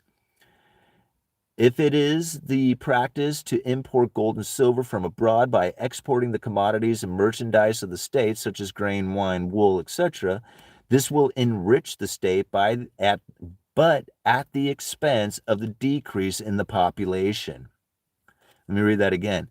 If it is the practice to import gold and silver from abroad by exporting the commodities and merchandise of the state, such as grain, wine, wool, etc., this will enrich the state, but at the expense of a decrease in population. However, if gold and silver are imported from abroad in exchange for the labor of the people, such as manufactured goods and articles which contain little of the production of the soil, this will enrich the state in a useful and essential manner. So this is important to understand, right? So if you are sending your grain, wine, oil, all this other stuff that you produce there, then you're probably going to have very few people working there. But if it's the labor alone with very little taken from the production of the soil, right, then you will enrich the state in this manner. It is true. This is what he says. Let me read it again. However, if gold and silver are imported from abroad in exchange for the labor of people, just for the labor of them, not for anything else, just for the labor, such as manufactured goods and articles which contain little production of the soil. In this will enrich the state in a useful and essential manner. It is true that in a great state, the 25 persons in 100 of whom we have spoken cannot all be employed in making articles for foreign consumption. 1,000,000 men, for example, would make more clothing than would be annually consumed in the entire commercial world. Most people, this is way back in the day, right? Most people in every country are clothed with local production, and there will seldom be found in any state 100,000 persons employed in making clothing for foreigners. This is shown in the supplement with regard to England, which is all the nations of Europe supplies the most cloth to foreigners. In order for the consumption of manufacturers of the state to become significant in foreign countries, the goods must be well made and highly respected by a large consumption inside the state. This is necessary to discredit all foreign manufacturers and give plenty of employment to the inhabitants. If enough employment cannot be found to occupy the 25 persons in 100 with work that is useful and profitable to the state, I see no objection to encouraging employment which serves only for the ornament of amusement. only for the ornament or amusement, if they have no other way, right? The state is not considered less rich for 1,000 toys, which serves to entertain the ladies or even men, or are used in games and diversions. Then it is for useful and serviceable objects. It is said that the Diogning, I don't know, this group, at the siege of Corinth, would roll his barrel so that he might not seem idle while all others were at work. And we have today's societies of men and women occupied in work and exercise as useless to the state as the Diogenans. As long as the labor of man supplies ornament or even amusement in the state, it is worthwhile to encourage it unless the man can find a way to employ himself usefully. It is always the inspiration of the property owners which encourages or discourages the different occupations of the people and different kinds of labor that they invent. For example, of the prince, followed by his court, is generally capable of determining the inspiration and taste of other property owners. And the example of these last natural influences, and these last examples of these sorry, and the examples of these last naturally influences all the lower ranks. And all the examples of these last naturally influences. Oh, okay. So the property owners influences everybody else below him. I guess is what they're saying. Okay. Therefore, and without a doubt, a prince is able by his own example and without any constraint to give such a churn as his likes to the labor of his subjects. If each owner in the state had only a little piece of land, like that which is usually leased to a single farmer, there would hardly be any cities. The people would be more numerous and the state richer if every owner employed the inhabitants supported on his land with some useful work. However, when the nobles have great estates, they necessarily bring about luxuries and idleness. Whether an abbot at the head of 100 monks living on the produce of several fine estates, or the nobleman with 50 domestic servants and horses kept only for his service, live on these estates, would be indifferent to the state, if it could remain in constant peace. But a nobleman with his retinue and his horses is useful to the state in time of war. He can always be useful in the judicial system and keeping of order of the state in peacetime. And in every case, he is great. He is a great ornament to the country, while the monks are, as the people say, neither useful nor ornamental in peace or in war on this side of heaven. The convents and mendicant friars are much more pretentious. God, I'm having a hard time with that word. I'm going to pass it. To state than those of the closed orders. The closed orders usually do no more harm than occupied estates, which might serve to supply the state with officers and judges, while the mendicants, I think is what, okay, who are themselves without useful employment, often interpret and hinder the labor of other people. They take from the poor people in charity the substances which ought to fortify them for their labor. They cause them to lose much time in useless conversation, not to speak of those who are involved themselves in families and those who are malice. Experience shows that countries which have embraced Protestantism have neither monks nor mendicants have become visibly more powerful. They also have the advantage of having suppressed a great number of holy days when no work is done in Rome, Catholic countries, in which diminish the labor of the people about an eighth of the part of the year. If a state wanted to achieve its full potential, it might be possible, it seems to me, to diminish the number of mendicants by incorporating them into the monasteries and vacancies or death occurs. This could be done while still providing places in the monastery for those who show little to no aptitude in speculative science, but who are capable of advancing in the particular arts, i.e., in some areas of mathematics. The celibacy of churchmen is not as disadvantaged as is popular believed, as is shown in the preceding chapters, by their idleness is very harmful. All right, so a lot of stuff in there that is kind of confusing and talking about, but ultimately what they are saying is that if you have a bunch of cheap labor in the state, you are more profitable. That's what I get out of that. Okay? In that a state with more labor is deemed more rich, naturally rich.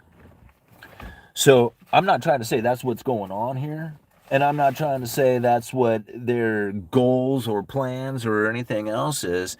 But if you can produce something with a whole lot of cheap labor and sell that thing off to foreign production or to foreigners, and it doesn't cost you a lot of your commodity base, right? You didn't have to use the production of the soil, but literally use the services of the people. That is by far one of the most profitable ways of bringing money into the country. Just saying, right? I mean, my whole life, I have been hearing about how the immigrants are going to ruin it all. All right. And I'm like, okay, when is that going to happen exactly? Because I've been basically hearing that my entire life. All right. What time is it? Man, is it time to go yet? All right. If your mortgage was paid off, would you still be working?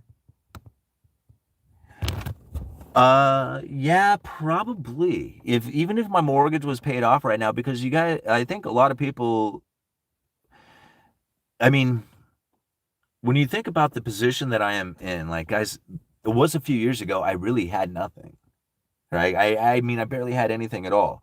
My possessions were pretty meager. I didn't have any kind of savings. I didn't have anything really going on.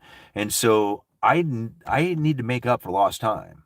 Like, I need to still come up with retirement plan. I need to figure out if these kids are going to be going to college. I got, stuff for the house, right? I mean, there's all kinds of things. And so, like, I don't have the ability to say, hey, man, I can relax now. I can back off on what it is that I'm trying to do to earn income.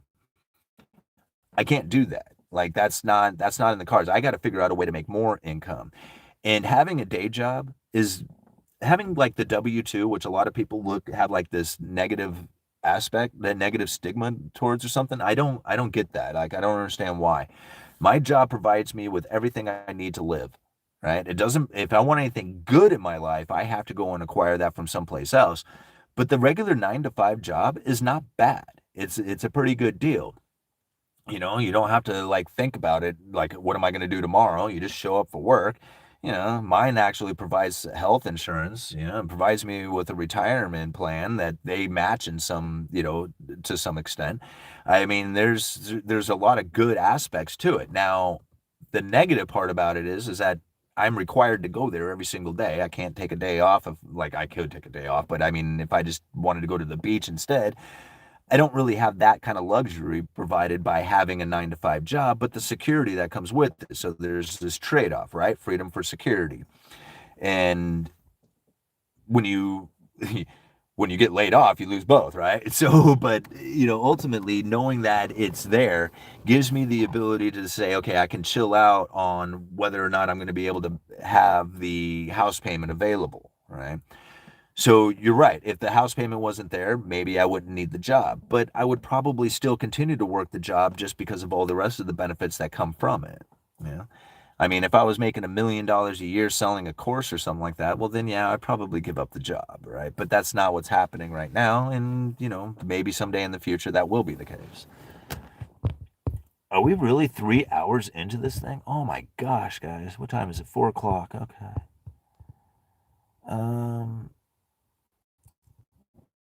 Like almost some other thing was kind of forcing you to buy at the time. It was I really look back on it and I think about that. It was just like, wow, something else was in control at the time.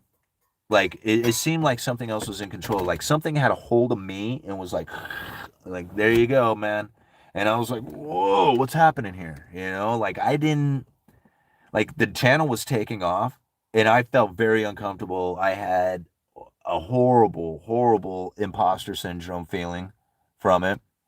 Like, how in the hell, like, is this happening? I'm not worthy of this. This is not, I'm not deserving.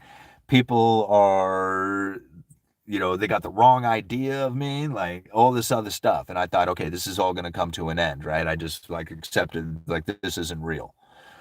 And so I had this horrible imposter syndrome taking place at the time, right? But yet still, like, here, you're going to the Rebel Capitalist, here, you're gonna have a popular YouTube channel, here, you're moving forward. And I'm like, okay, and every time something was offered, I said, okay, anytime anybody asked me for an interview, I'm like, okay, and I would just, just kept going with it. And so, yeah, it very much felt like something else was shoving me forward. And then again, like when the rent moratoriums came up and my landlord came to me and says, hey man, you got to go, I was just like, man, now what? Well, again, I felt like it was outside force not leaving me with any decisions. You have one path that you can go down. This is it. No matter how you try to deviate from it, it won't work. Like literally, I tried not to do it. And it was like, you have no other choice, man. You have to do this. And so I did. And man, thank God that I did.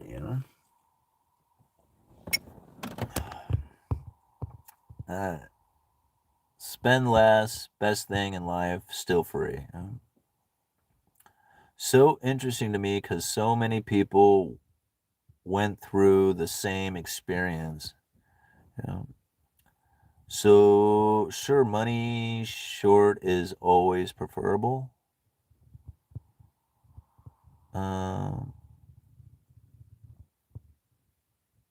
Here we go. Mendicant monks are a Roman Catholicism. Protestantism is what's mostly practiced here in the U.S., non-Catholic or Orthodox. Yeah, see, I'm like, you can hear me stumbling through all that stuff because I'm just not a religious person. Sarah would have been like, she would have read that and she would have like added all kinds of stuff to it because she knows all kinds of stuff about it. It's amazing. For somebody who no longer is affiliated with like church or religion or anything like that, she is so knowledgeable when it comes to all that stuff. She knows all the stories. She'll even like, even though she doesn't go to church or anything, like I will catch her like in the kitchen, like cooking or whatever, and she'll be listening to some old biblical story or something like that. So she likes the story. She remembers them from a kid and stuff like that, and she is very well, very well knowledgeable in that stuff. And so it's kind of nice having her to ask questions for her. All right. Protestants typically lead the boom bust mentality, willing to good established traditions. Like again, I don't know. Are we done, guys? Are we gonna go to bed yet? Go and get a few hours of sleep before we start work. All right. Cantillon just said what I said. It's almost 4:20 safety meeting time. Is it? Wow, it is. It's 4:19. I hear you, bro. All right. Your lifestyle and belief in monetary practices is essentially based on religious principles. Biblical principles are still sound. Yeah, alrighty, guys. I think it's probably time we quit this. We'll probably be back at lunch here in a few hours anyway. So, we just do this all. Maybe we should just do 24-hour live streams, just like nonstop. We'll just sit here and just constantly just go for it. And can you imagine just like 24 hours Simon nonstop UE? And you guys are awesome. Thank you so much for being here. We're gonna go and try and get a couple of hours sleep before we go and kick off our day, Friday. What do I have planned? Oh, yeah, I'm hanging out with a friend this evening. We're gonna do that today, and then tomorrow, what do I have planned? I believe Freddie has soccer game in the morning, and then Sarah and I are gonna go check out the new sushi place in Astoria, a new place called Suni Sushi. So anyway, we're gonna check that out tomorrow evening and see how that goes. So anyway, I'll give you a review on that place once we check it out. Anyway, I'm out of here, guys. I'm gonna go to bed for a little bit. Uneducated economist, you guys let me know.